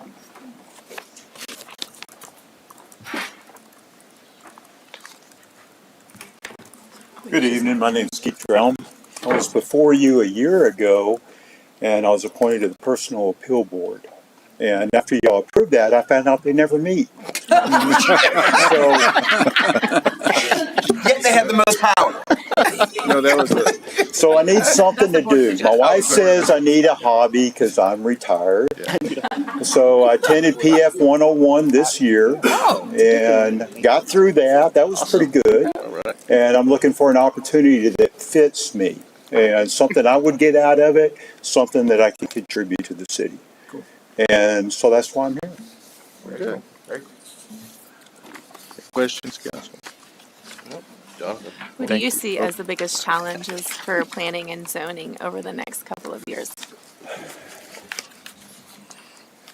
I think it's just to maintain the city for the residents. It's the big picture. And, you know, traffic congestion has been mentioned a couple of times already. Obviously, that's something besides water bills that's on everybody's mind. So as we move forward as a city, we just need to follow the UDC and follow the long-range plan and make sure that we're fitting that because it's pretty good, and making the most for the residents. All right, so since you brought it up, one of the most critical projects I think in the city this year is rewriting our UDC. This is my personal opinion. Yeah. And Planning and Zoning Commission will obviously have a strong hand in helping to guide and shape that. Is that something that you're interested in, something that you're willing to go and research and learn about if you haven't already? Yeah, as I mentioned, my wife says I need a hobby. So, and I also mentioned I'm retired, so I have the time. So, yeah, it's something that keeps me busy. If I'm busy, I'm out of trouble, right? Sure. If I'm not busy, I get in a lot of trouble. So, I'm definitely available for that. Let's keep Keith out of trouble. Okay. All right. Thank you, sir. Appreciate it. You're welcome. Levi Murray. Hello, Council, Mayor, how are you? Great. Well, thank you guys for having me up here today to introduce myself. And as you know, I've applied for the Planning and Zoning Committee. So I've lived in Pflugerville now over almost 30 years. So I moved here from Louisiana, graduated, went to IBM, which is now the Domain, and went to work there for 5 years. And my first home got annexed by Austin, and I moved to Pflugerville proper, and been here ever since in 2000. I have spent probably 30 years in high tech. 10 years ago, I opened a small business that has an Austin address, Cedar Park clientele, and the clientele, and is located in the northwest part of Austin. I had the opportunity from that business to be the chair of the Cedar Park Chamber of Commerce. So I was the chairman there for a couple of years, as well as participating in what they call the Key 6 meeting, where the superintendent and the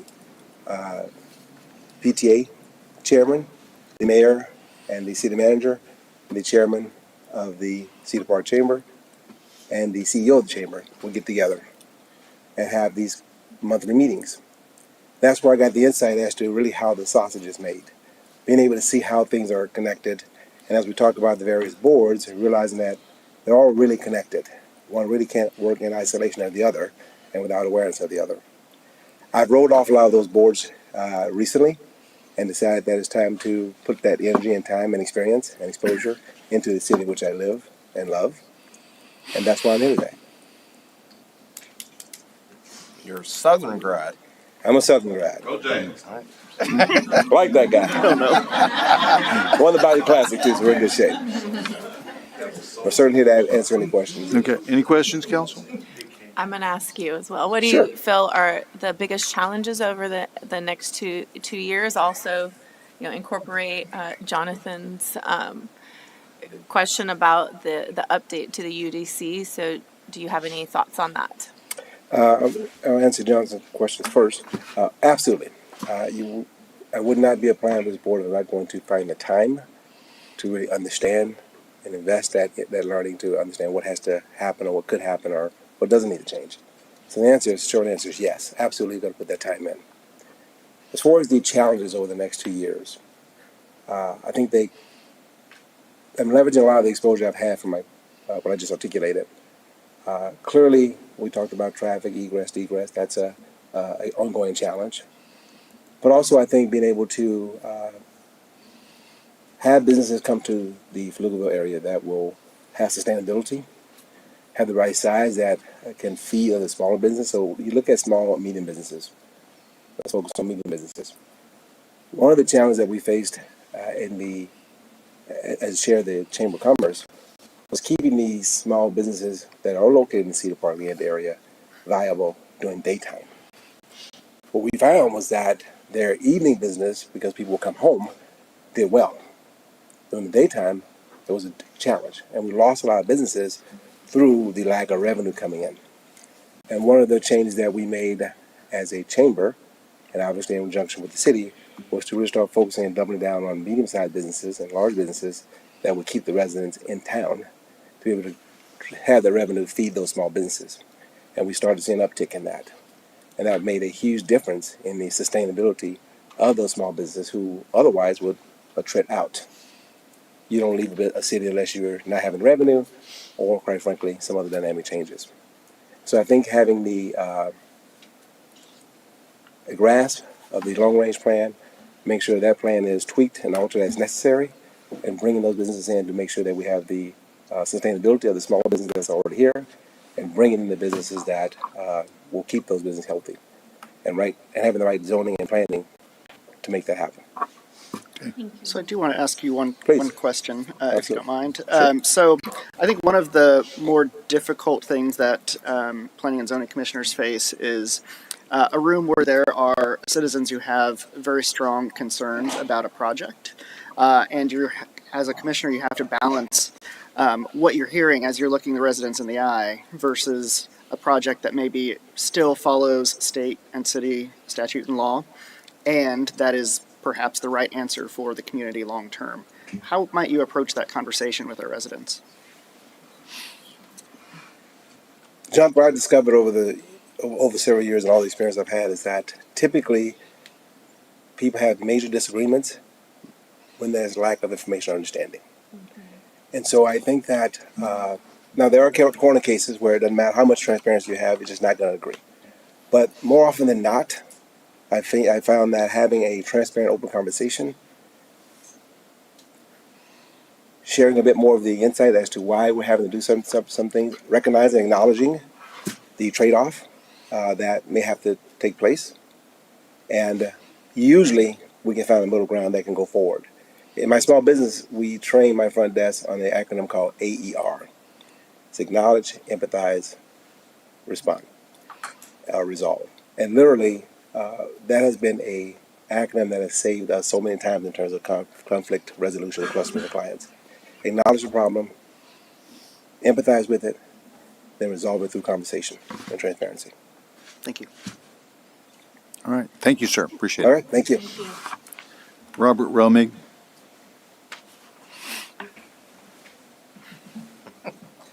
Dude, at least smile. You know you love being here. He's bad. Good seeing you, man. Good to see y'all. Thank you very much for having us this evening. I'm Robert Romig. I am a proud career public servant and, more importantly, a proud bureaucrat. I know that word, not everybody loves that, but just like folks who love spreadsheets, I like meetings.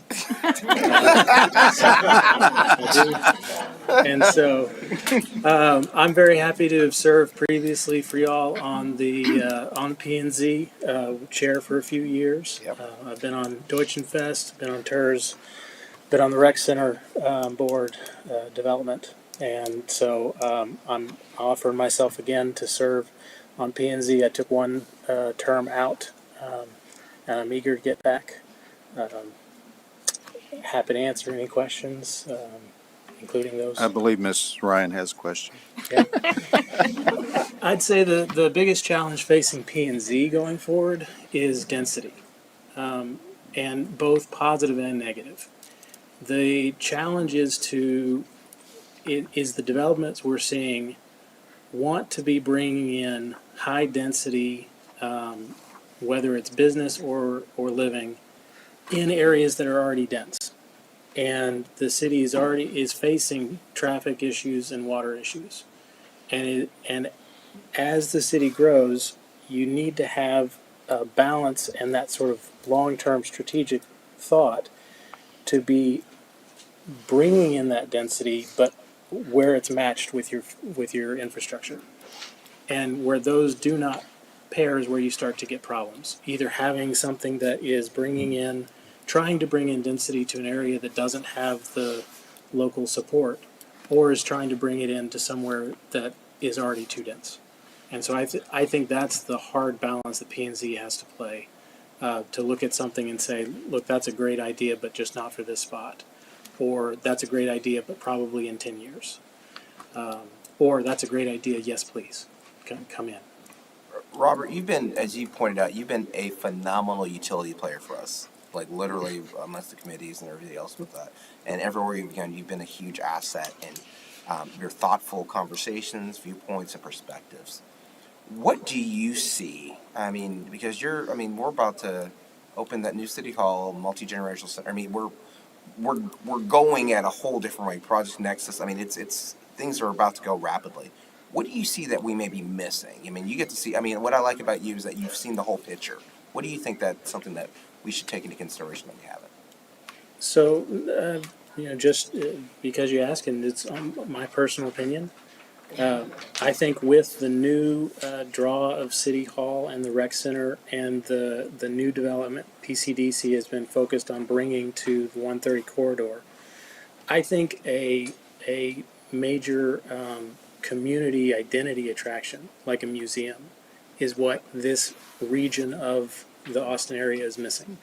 We have a lot of focus on universities, a lot of focus on living, and a lot of focus on business development, but we don't have that draw of why would people come here and what are we known of. I don't know how you get a museum to come here, but that to me that's that next step of not just being a community in the stats, but being a community that people are like, oh, that's where this thing is. And that's to say that there's certainly an opportunity for that in those three categories you mentioned. Yep. Yep. See what you find out when you Oh, ask those well, questions. he's an OG. Yeah. He's UT Law. Yeah. All right. This is what we do. Thank you, Robert. Appreciate it. Thank you. Jim Michael?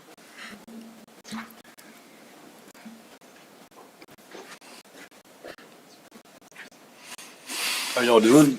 Thank you for inviting me here tonight. My name's Jim Michael. I've lived in Pflugerville since 1991. Raised my kids here. I'm a roboticist. I'm one of 3 choreographers for Spot from Boston Dynamics, and I also have robotic kitchens. And I think that being on the Planning and Zoning Committee, kind of my main goal with that is to bring, local businesses, smaller businesses in the community. I think the heritage of Pflugerville is real important to keep going, and it's kind of missing that, like the last guy said, a museum, things that bring our heritage back and bring our families back together into Pflugerville, and that's kind of my main goal to be on this committee. I'm also a U.S. Department of Labor apprenticeship program. I have a U.S. Department of Labor apprenticeship program and also an appointed FAA safety team member for the FAA. So that's kind of what I do here in town. So then why P&Z?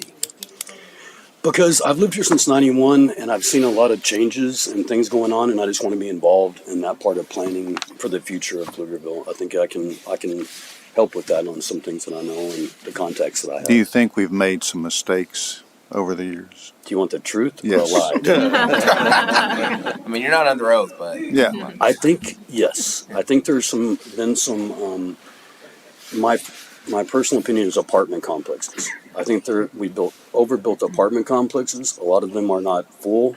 They're really have really low inventory of what's available, and I think that's caused some traffic congestion in certain areas. And I think we need to look at that too moving forward. If you want my honest opinion, I think we can bring some more smaller businesses in instead of just the larger, Walmart's, Targets, things like that. Bring more smaller businesses and restaurants possibly in that we need in Pflugerville. And I think we've kind of missed the boat along the way on that. That's my personal opinion. But everything else, great job. Did a great job. Also, the 2040 plan, I think, is part of this whole system too. Yeah. So. Thank what do you you think about revising the parking requirements for businesses in the UDC? Or a lack If thereof. I had to redo the parking requirements, what I would do is implement reverse angle parking, because if you have 5 spaces, you can make reverse angle parking. It reduces it down to additional 2 spaces. From that, you can add a tree in there for some shade, and it just opens more space up if I had my way of doing it. But It's an idea.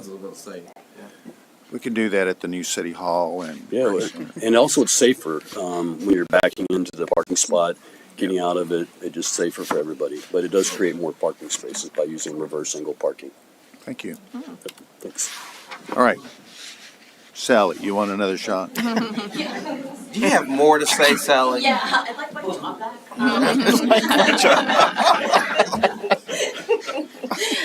So I'm Sally DeSellis. I've been on PNC for 2 years. For about 2 to 3 minutes, I was on CAIC.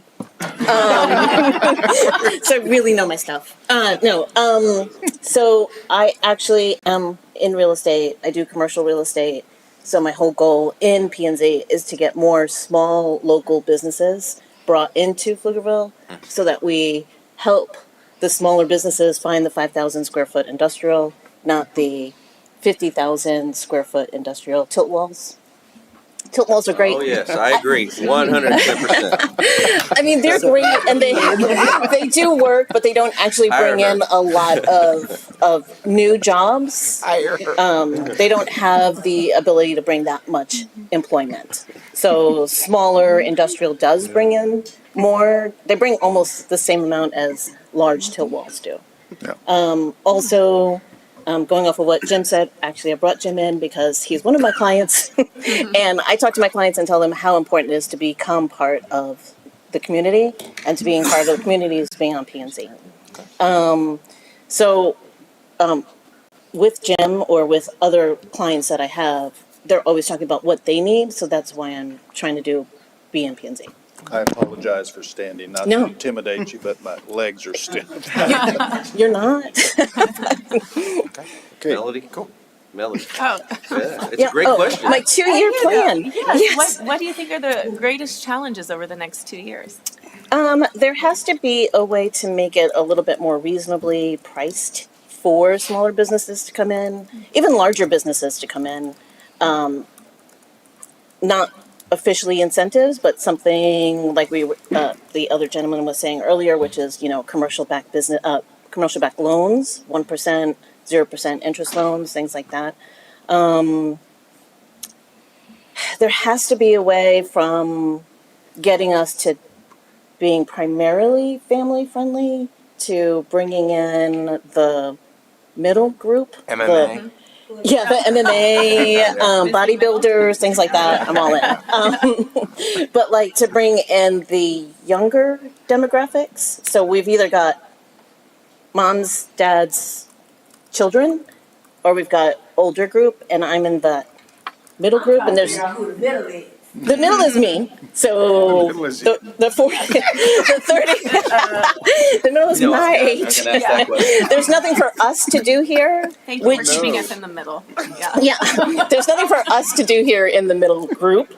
We go out somewhere else to do it. We go out to eat at nice restaurants somewhere else. We have to take our Ubers, our Lyfts, and get there, and then we have to take our Ubers and Lyfts to come back. So I'm spending way more money there than here, other than my taxes, my water bill, things like that. Is the PCDC board listening to this? I hope they are. There's a mayor-elect in the back listening to this. Oh, yeah, mayor-elect in the back. Actually, the mayor fits into that category. He has That nothing to demographics do. as well. Yeah. So, I mean, as you know, Georgetown has the square, and you can walk around it. You can get coffees and drinks and food and all that there, and then the kids go home, and then the adults stay to watch like a play or eat at a fancy restaurant without their children. And then we've got City of Round Rock, which you can also do the same thing and go to thrift stores. I'm like all down that road. We don't have a downtown. We have an area that's called downtown. There's nothing to do down there. We're working on it. Yeah, I do. I know that because I was previously on P&Z. So. All right. Thank you. Anybody else? Sally, thank you. Thank you. So that is the roll call for P&Z. We have 4 regular openings. To clarify one of those things, so they are all regular openings. One of them, however, is for an unexpired term because we did have a vacated seat. So 3 of the terms are for 2 years. One of them is for 1 year. I would perhaps recommend we do it the same way as the alternate, where the top 3 get the 2 years and then the Who's the slacker who left in midterm? Seriously. Maybe they moved. I don't know. Oh no. Maybe they went to city council or something. Wait, you just wait, you didn't know? I was thinking about something else. So there was another name on the list that was provided to us earlier, but wasn't in the application package. It was Logan Ott. Is that? No, not eligible. Oh, okay. All right. Sorry. Just wanted to make sure we didn't forget anyone in the audience. Thank you. All right, so council, if you'll submit your names. Absolutely. Jonathan? Sally, Keith, Levi, and Jim. Wait, are we doing 3 and then the? And then whoever the fourth person will get the Are we doing expired. Yeah. So thought we're doing we all were doing four. four. Yeah, we are Because doing. we've got We're doing four. four. I was just We explaining. got 5 Oh, okay. candidates. Yeah. Four Four okay, names. I'm sorry. Four names. Mayor, I'll do Keith, Levi, Robert, and Sally. Okay. Levi, Robert, Sally, and Keith.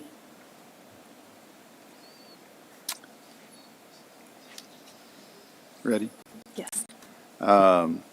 Levi, Robert, Jim, and Sally.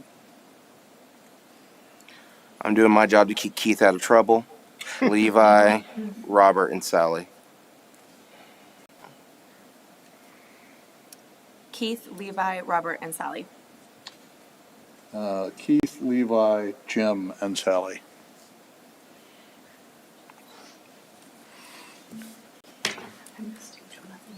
And the winners are? Oh, We you need more already come on. robots in Pflugerville. No, yeah, I'm just. Yeah. And we need more reversible parking. I did like that idea. I like the flux capacitor idea. Looks like Robert's going to be our. If you could get a flux capacitor in a reverse parking It's spot, like you don't even need to go 88 miles an hour. Looks like Robert's going to be our unexpired. I want to thank everybody for waiting patiently and observing. This is not our typical council meeting. It's Yeah. We're much more serious. yeah. You know what? I didn't get a chance because we've been here since 4 to change to my Christmas clothes. And I've seen you 2 times. So we have Levi with 7, Sally with 7, Keith with 6, Rob with 5, and Jim with 3. Jim has 3. Correct. So Robert's the So- unexpired. Correct. Okay. Robert would be the unexpired term. Okay. Mayor, would you entertain a motion Please. to have Keith, Levi, and Sally with Robert filling in the unexpired term? Second. Thank you. Okay. Motion second. Yes. Wait, Oh, no. I could have swore Robert got everybody. Oh, I don't know. Maybe I thought maybe I Okay, misheard. repeat that again, Tristan. Yes, so I have Levi with 7, Sally with 7, Keith with 6, and Robert with 5, and Jim with 3. Okay. That's what you have? Okay. Sorry. Don't mean to second guess. Just want to make sure. Okay. Always ask. Yes. So your motion was correct, right? All right, John. Still yes. Yes. Kim, yes. Yes. Wait a minute, I haven't voted yet. Oh, okay. Mayor votes yes. I just heard her saying third person, Kim, yes. Yes. Yes. All right. No. What? Wait. Mr. Rogers voted no. All right. That's fine. Motion carried. All right, let's move to. Congrats, y'all. Yes, welcome. Discuss and consider action regarding appointments to the Parks and Recreation Commission. We have, okay, let me know what we have here. So similar to P&Z, we have 4 terms that have a 2-year term, and we have 1 unexpired term that'll be a 1-year term. So That one's not my fault. 5. So 5 So total 5. openings, 4 for 2 years, 1 for 1 year. Okay, Yeah. we have 7 applicants. First applicant is Jorge Amador. Not here? Okay. No, that makes our job easy on the other. to fill Melissa spots. Call. She's here. Sorry to have made you wait so late, Melissa. I want to hear your ideas about a museum. Art gallery. Other cultural, is it only? I just like to point out she also has one of the new shirt drops. They were designed by see the. They were designed by Shane Mize. Love it. Love it. And I'm also using the notes for the Kaufman pad that I received as well. I just call you. Tried yeah. it. Wow. So You're hired. Yeah, I'm kidding. Just go ahead. I didn't even hear you. We can't Oh. hear you back there, by the way. Oh, really? Seriously, on the back row, can't hear you. So get right in front of that microphone. I apologize to everybody. We're going to start the meeting over. Thank you. Appreciate that. Do we have to go all the way back to 4 p.m. or can we start at 6? No. Thank you. The next mayor will have to know that also. He does. He does now. Okay, Yeah, go ahead. I told. Go So ahead. apparently you already know me. My name is Melissa Call. Been on Parks and Rec for a little bit, and I have a very diverse board. I'm president of the Pflugerville Arts Council. It's a nonprofit I co-founded about 10 years ago, and I left my glasses at home, so I apologize. So I just want to let you just quickly know who we've got. Are they readers?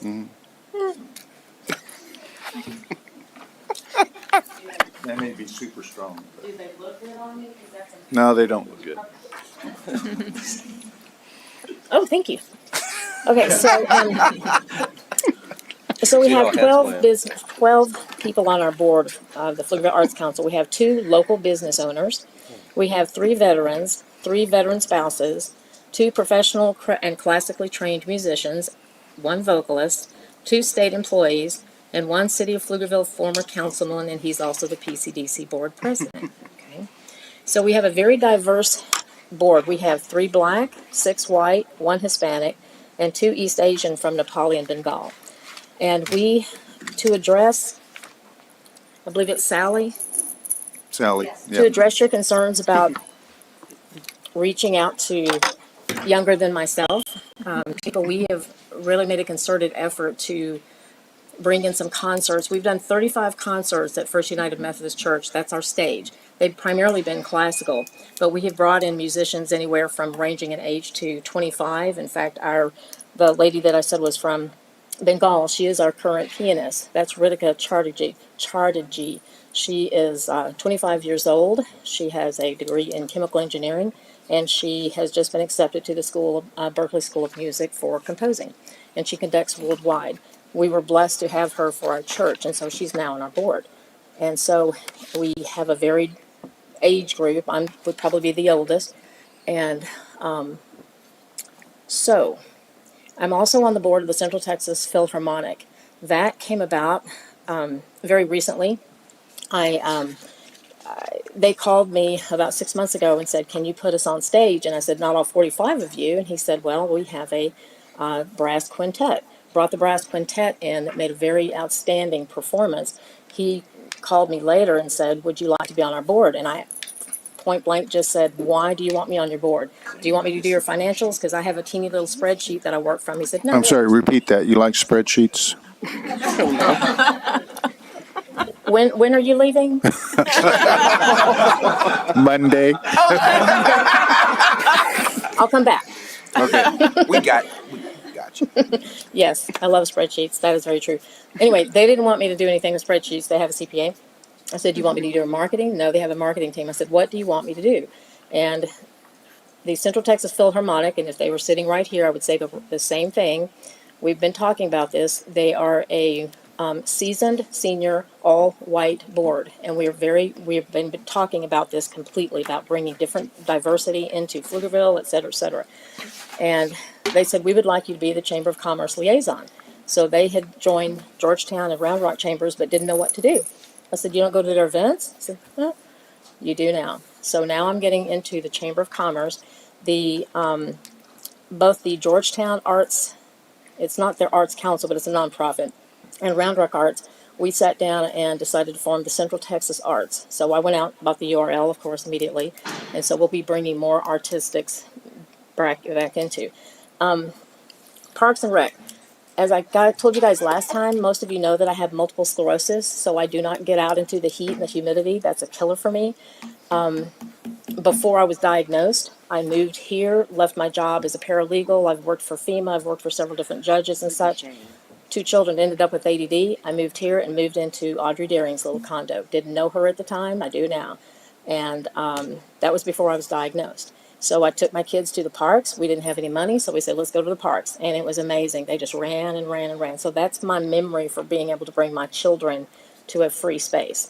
Once I was diagnosed, I was unable to go outside, so recreation became inside. So that's when I do the concerts. I've also, gosh, I can't believe I left this out. And I have glasses.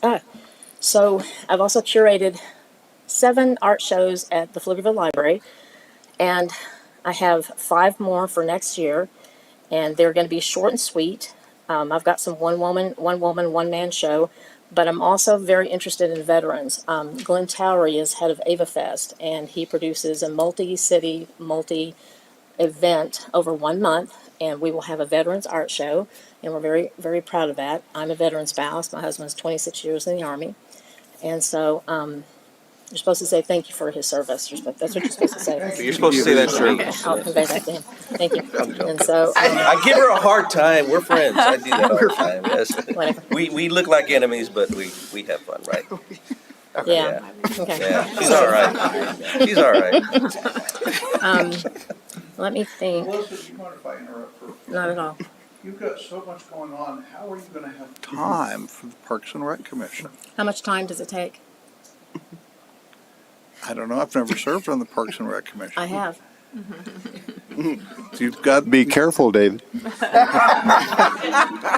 Be careful, David. I worked for Nickel Mead, Kurt Kuhn in Appellate. You have a lot going on. I mean, you've got sounds like 1,700 obligations. Well, typically That's overstating quite a bit by about 1,699. So, oddly enough, on my calendar, I don't necessarily rely on my phone calendar. I print out all my calendars, old-fashioned. I have folders. I'm very well organized. I have everything on my desk, set it out, so it's all very well organized. I've been an executive assistant for the Chamber of Commerce for 10 years. Did that, and so I just stay organized. The meetings for Parks and Rec are once a month, once every 2 months. There's not a whole lot of, I don't have to do a whole lot. I mean, participating is relatively easy. That's why I'm surprised not more people don't actually come out to the meetings, because it's not. well, there's all the prep time beforehand. The packet.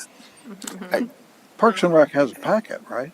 Which is readable. Yeah. Okay. I was going to say, do you want to ask your question? Yes, I would love to. What do you see as the biggest challenges for Park and Recreation over the next 2 years? The heat. That's my challenge.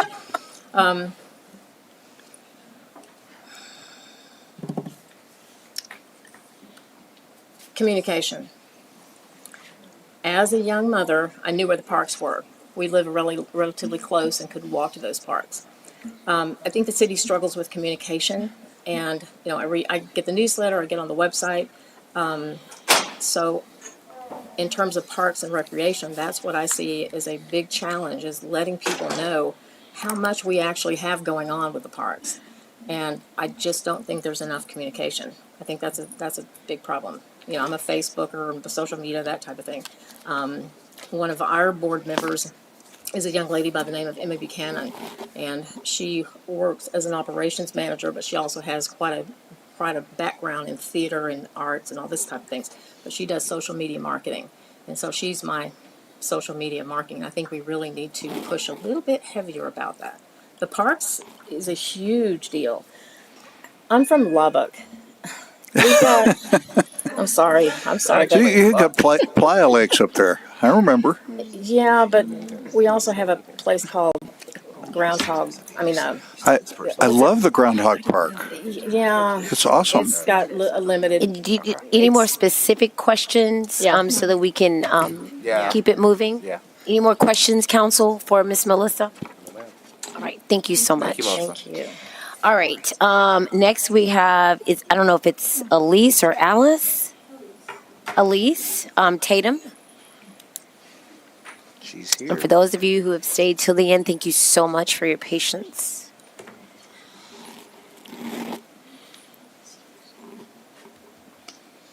Welcome. If you'll give us your name, and I think my first question would be to ask you how long you've been in Pflugerville and why Parks and Recreation. Hello, thank y'all for having me tonight. My name is Elise Tatum. I'm currently the vice chair of the Parks and Rec Commission. She's coming back. I have only been on there one term, so this is my first time coming to be reinstated, and I really hope that I do get reinstated so that we can finish the work that we're currently working on. What are you working on? We just this past year successfully covered 100% of all the parks in Pflugerville with new shade coverings. Something else that we're working on right now is making sure that all the parks, the playgrounds, are no older than 5 years old, like the infrastructure that's on them. We're getting close to that now, finishing it out. I just joined the Tree Advisory Board. Parks and Rec itself is now the Deutschenfest committee. So I would like to continue participating in that. We just started the Dark Sky committee as well that I'm on. And not part of Parks and Rec, but I found out about it through Parks and Rec. I'm part of the I'm a citizen forester. I just got certified for that. But I would really love to continue the efforts that we have going on. When I first joined Parks and Rec, well, when I came up here 2 years ago to apply to be in Parks and Rec, I spoke with you all about how I felt. Basically, I'm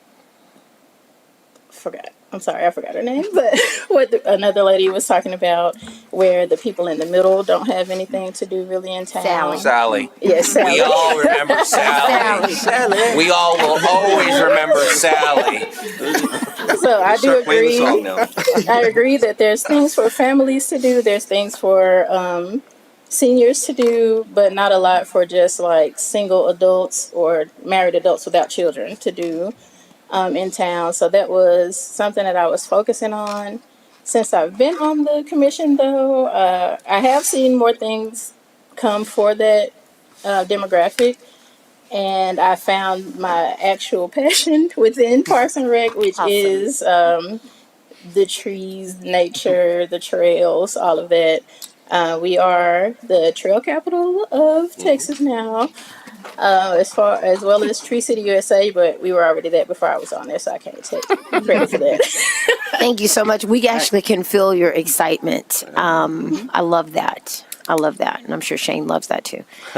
Any other questions from the council? I'd like to ask. Slice of Pflugerville, that's something that near and dear to Councilman Matera and I, and, going back to Highland Park Elementary. Yeah. You wrote that you want to see it come to full fruition on how great it could be. Yes. What's lacking? And what would you like to see? I've been the last 2 years to Slice of Pflugerville. Well, it's basically new, but I've been the last 2 years to Slice of Pflugerville, and I did enjoy myself. However, the attractions ran out fast, like of things that you could do. So it was maybe only 2 hours worth of enjoyment, and then you're like, well, I guess we can leave now. But the actual events that happen there span throughout the day, but there's not enough fillers in between like the different musicians and that kind of stuff to keep you staying the whole time to see the headliner of Slice of Pflugerville. Like you can leave and come back, but some people, especially since it's hotter, they're like, I'm not going back out in the sun. I've already been out there. I'll just hear about it later. So adding more attractions, like how Deutschenfest is basically, there's things to keep you going throughout the day so that you stay there longer. And I feel like Slice of Pflugerville could be the same thing for that season as well. So it's like two big festival events that we have for two different seasons. Okay. All right, thank you. Thank you. Nicholas Hudson? Nicholas here? Yeah. He's right here. He's right there. Oh, sorry. It takes him a minute. Ooh. All right. My apologies. No problem. I'm sorry for those in the back. My apologies. All right. Did you get hurt on our trails? No, I got hurt playing soccer. Okay. I appreciate that. I've heard that's a very, very dangerous sport. It's so rare for somebody to get hurt. Actually, without. It's worth it. But yeah, so I'm Nick Hudson. I've been in Pflugerville for about 12 years. For the last 6 years, I've been on the Planning and Zoning Commission. So I'm the outgoing vice chair, terming out there. So I'd like to, mainly the reason I'm here is I want to keep giving back in the same way to the city. And kind of what I've seen on P&Z and in the times that we've worked together with the Parks and Rec Commission is that it's one of the areas of the city that I interact with the most. Our house backs up to the Greenbelt on the Wilbarger Creek, and we usually go out there with my son on the bikes and go down as far as we can. We like to go to the parks down closer to the downtown area. We did the cardboard boat regatta this year. That was a lot of fun.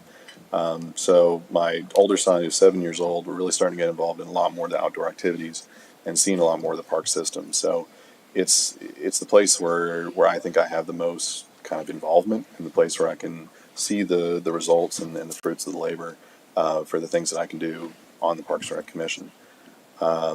An area that I'd like to work with and that I'd like to see us make a little bit more progress on would be making some of our spaces a little less passive, maybe a little bit more interactive in ways that some of the younger generations that are just going to be on their phone the whole time, usually at home, we can try to find ways instead of just saying, hey, put your phone down, put the Nintendo down, and come play outside. That it's not a very good sell these days. Because so much of these kids' lives is dealing with the phones and social media and everything else. So I kind of want to try to find ways that we can incorporate more of that, whether it's content creation or like augmented reality. So augmented reality at specific locations and around. Yeah. Okay. Yeah, something like that, or even just like kind of maybe even offering some sort of either classes in content creation. Things like that, I mean, kids are out there shooting videos and posting them on TikTok and YouTube and everything else anyway. So if there's, I don't know, ways that we can help connect them with resources that maybe we already have at like the library system or other experts in the community that might be able to just kind of collaborate and do those sort of things with the park system, with the rec center, things like that. I think that'd be a good way to keep kind of the school age generation more engaged with the outdoors, but even when the weather's not too great, just the other facilities we have. Cool. Nicholas, the only thing I had for you is that, you did an excellent, what I liked about you and your previous role is that you listened to you asked the questions when necessary, which frankly, what this council has been asking for a long time to do so.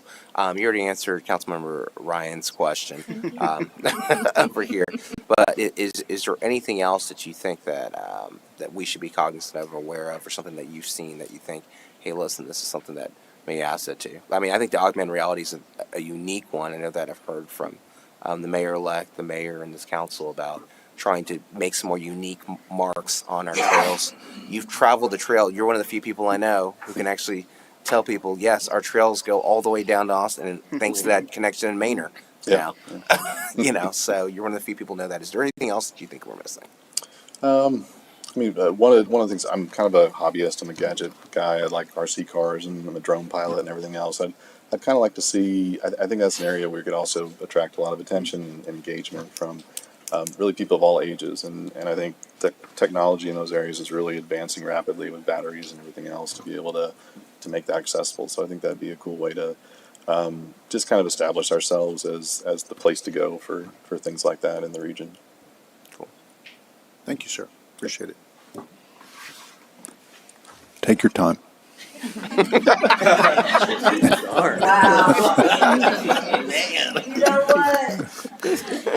Just don't follow that up. I said that in a caring way now. It'll kill you. That's soccer. It's dangerous, I tell you. Tracy, doctor.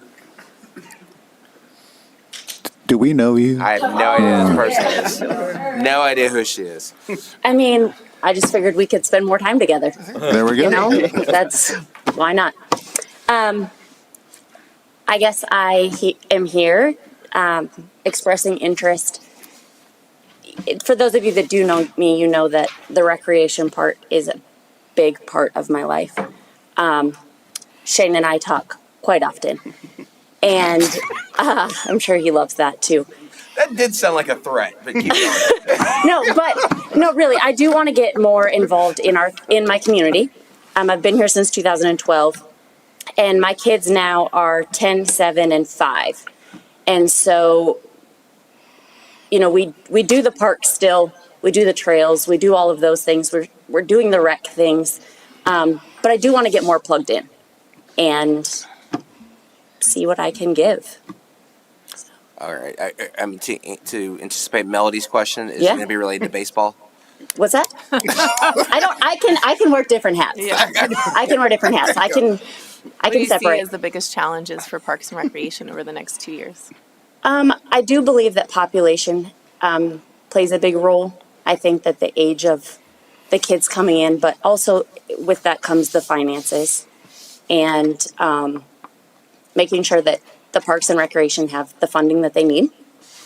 But then also looking at the other things that are coming in, like the developers, and making sure that they're also fulfilling their part of bringing those parks and those clean areas in to our community as well. You sparked a question No, yeah, from that. I know what's coming.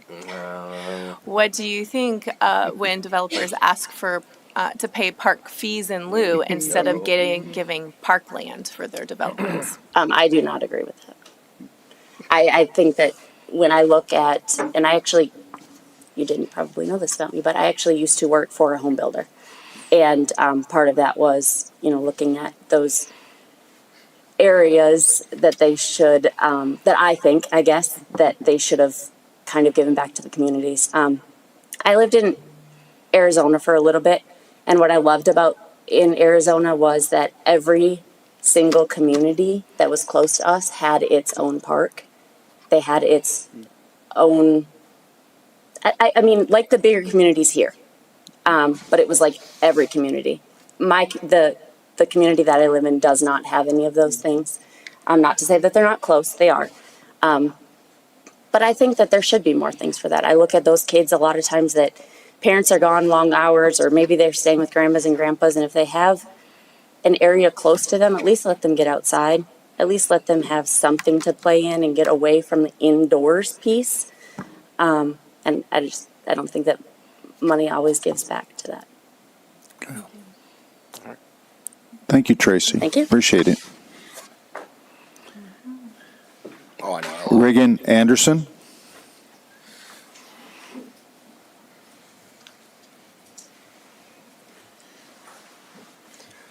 Hello, Mayor. Hello, council members. Thank you for having me today. My name is Reagan Anderson. I'm interested in the Parks and Recreation Committee. One, because I've been a part of Parks and Recreation for a very long time. I'm actually a Parks and Rec professional up in the city of Georgetown. I've been a full-time Parks and Recreation employee for about 10 years now, both there and with the Brushy Creek Municipal Utility District. And I've overseen multiple different aspects of that in that time. I've lived in Pflugerville now for about 4 years. We moved here and started our family. I have a 2-year-old and an 8-month-old. And Why Pflugerville as opposed to Georgetown? Honestly, it's the trail system and the park system, I think, is a lot better here in Pflugerville, in my personal opinion. Make sure you remind him of that. And I will 100% be the first one to tell them that. Sorry. So myself and my 2-year-old especially live out on the trails. We live near Bowles Park. We're there all the time. We follow that trail. He will ride his bike all the way up and down that, all the way up to Pfluger Park. We visit Gilliland Park quite often, or Gilliland Pool, I should say, as well as Scott Mincer Pool. Sorry, not a public speaker. So yeah, I've been around Parks and Recreation for a long time. I love the community. Our family's growing here, and we want to stay here, and I want to see it grow, and I want to be able to help use my expertise to help that grow. With the new recreation center coming, it's my understanding that it's going to be the second biggest recreation center in the state, which is quite a feat for Pflugerville. That's an amazing thing. Part of the thing that I see struggling in the next 2 years is that with that new recreation center, that space is going to fill immediately. You wouldn't believe how fast that space will fill. Yeah, we know. So being able to take what people bring towards you and what is wanting to be offered and be able to mitigate that and deliberate it and have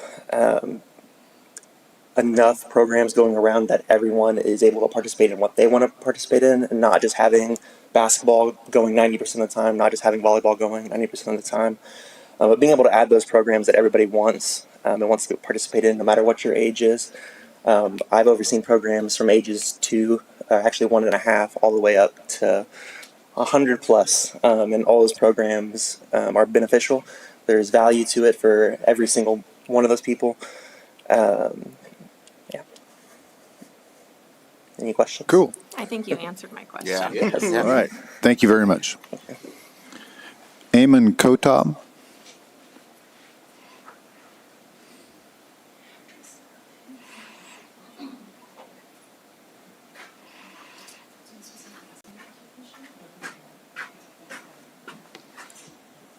Oh, there's something up here. Right here. Hi, good evening. Hi, everyone. My name is Eamon Katab. I have been a resident of Pflugerville for the last 3 years. I am a marketing professional working in tech. I've worked for global companies like Samsung and Silicon Valley leaders like Intuit and Coursera. I have a global background. I was born in California. I grew up overseas. I've lived in many states and countries. I live here in Pflugerville with my lovely wife of 8 years. She is a speech language pathology assistant, and she is studying to be a speech language pathologist.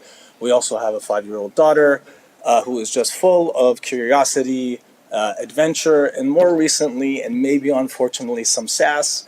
But she's great.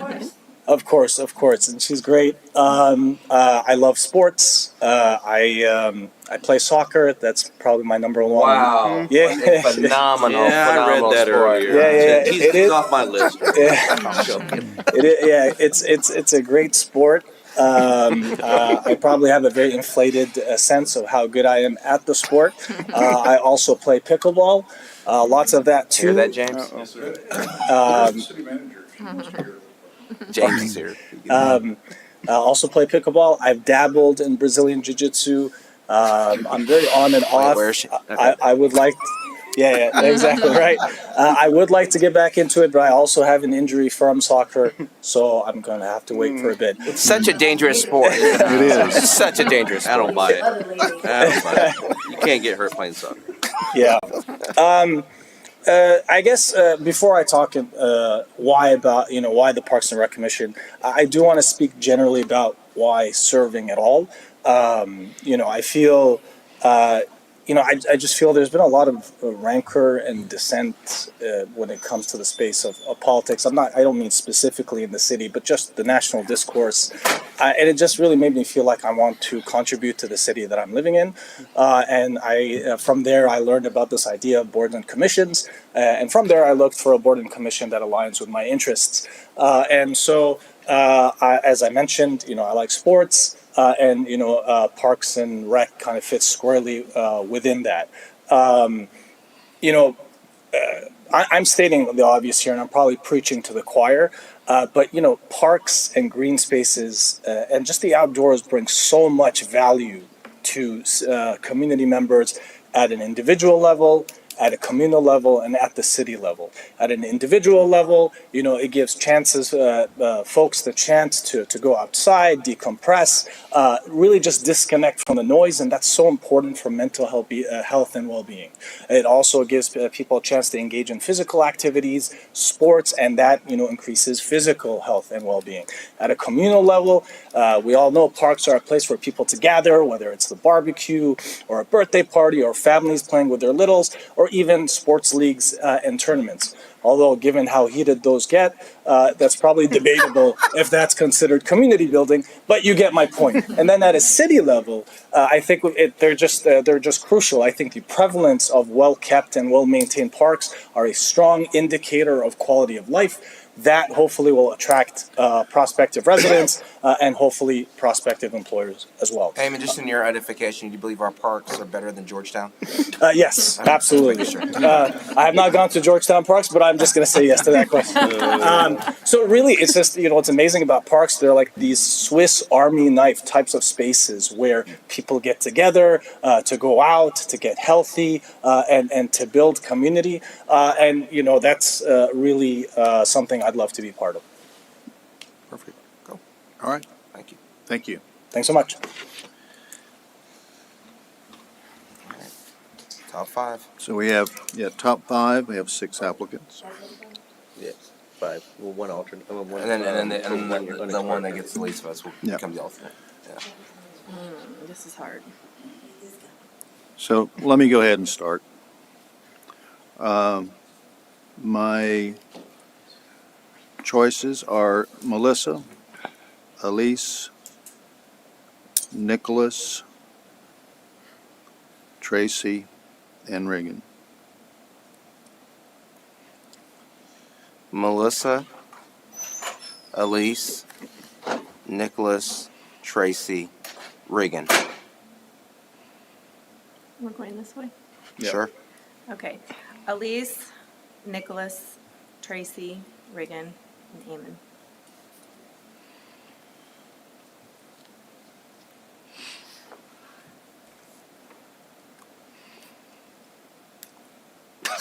Elise, Nicholas,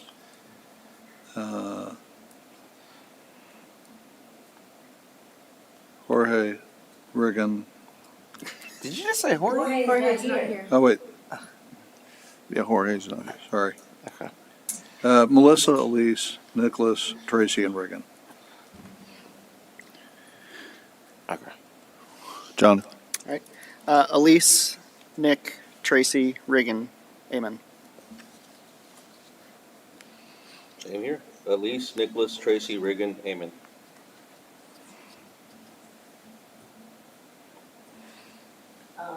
Elise, Nicholas, Tracy, Righam, Amen. Okay. We'll have the tally in just a minute.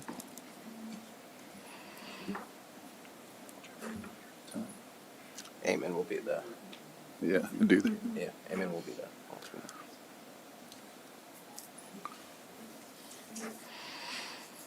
By one.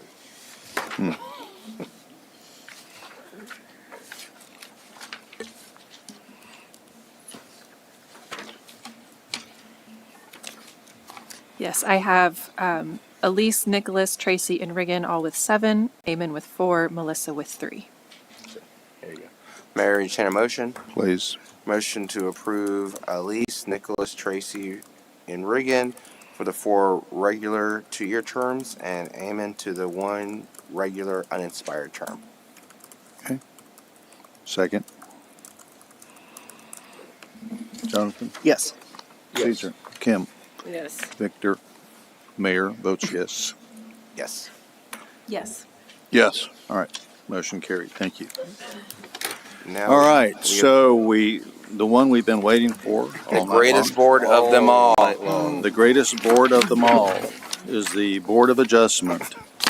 We have 2 regular openings, 2 alternatives, and no applicants. So Anybody here who has not been on a board interested in being on the board that actually can override us and tell us what to do? But you may not have a meeting all year. there's a gentleman up here. There we go. It's not like we're searching for souls, but it is a very important commission, though. I've heard. I actually talked with Barbara about it, I think, on Saturday. So first I want to apologize. My name is Jonathan Risen. I might have submitted my application too late for consideration because I did just speak with Barbara about this on Saturday. I applied Monday morning to be on some of these boards. So if this is the one you guys need spots for, I'm happy to be here. I have a background in finance, design, and business operations. I helped a small law firm, a small startup law firm, get kicked up in Caldwell, Texas, before moving back out here. I'm also I grew up in Pflugerville from 7 to 18 before moving out for college, and just recently, within the last year, have moved back. So, if any of you, it sounds like you play soccer. Have you been to the Paisel Fields? Oh, yeah. So, do you know the backstops that are there, the 2 big wooden ones? I built one of those. Oh, did you? Okay, would you entertain a motion, Mayor? Please. Wait, so I just want to clarify. You did apply to Board of Adjustment, or you applied to another board? I applied to multiple boards. So I applied to the Board of Adjustments, the Budget and Finance Committee, I forget the zoning, and then I forgot the acronym, the first one that we did, Pflugerville. PCDC. PCDC. Oh, you thank didn't speak up at the time. I was going to address it at the end, but there was an opportunity now, so. Okay. You're on. And I will, any motion Well- will be pending confirmation of eligibility. Okay, that's Okay. fine. Yeah. What did she say? All right. Pending Pending eligibility. confirmation of Oh, okay. eligibility. So we can Okay. Okay. So what was the motion? Motion to approve Jonathan Risen on the irregular member of the Board of Adjustments. Second, pending eligibility. Right. I'll second that. Yes. Perfect. All right. Dave? Well, as the longest serving member of the You Board mean of the Adjustment. dean? Yes or no? Yes. I think that's the word you used. Right. Yes, it is. I heartily approve of the dedication that you've sorry. shown. Whoa, we have another person. Wait, we got somebody else who wants to do it. Okay. All right. I don't think we need to hear your spiel again. Can we have I didn't have a spiel Okay, for you. hold on. Can we have a vote on the motion on the floor? Okay, we have a motion and a second on the, on Jonathan's nomination, so let's just take care of that first, please. David? Yes. Melody? Yes. Yes. Yes? Yes. Yes. Yes. All yes all around, motion carried. Motion to approve Matthew Fairster to, what is one of the regular members of the Board of Adjustments? Pending No? approval of his. He is confirmed He is? eligible, Okay. yes. Yeah. Okay, second. Yes. Jonathan? Yes. Caesar? Yes. Yes. Yes. Yes. Yes. All right. Motion carried. Welcome to the Board of Adjustment. I did have Mayor. Very a question. Hold on. Sorry, one of the applicants for the Finance and Budget Committee did let me know that her son was in the hospital, which was the reason she couldn't attend tonight. So if there are still openings on certain boards, will we reconsider at a future meeting? Yeah. Mayor. Just wanted to Okay, make sure about. hold on. Yes. I also wanted to make sure that Ms. Jacobs and and Nicole knew that in January, the Equity Commission will also be looking for additional members as well.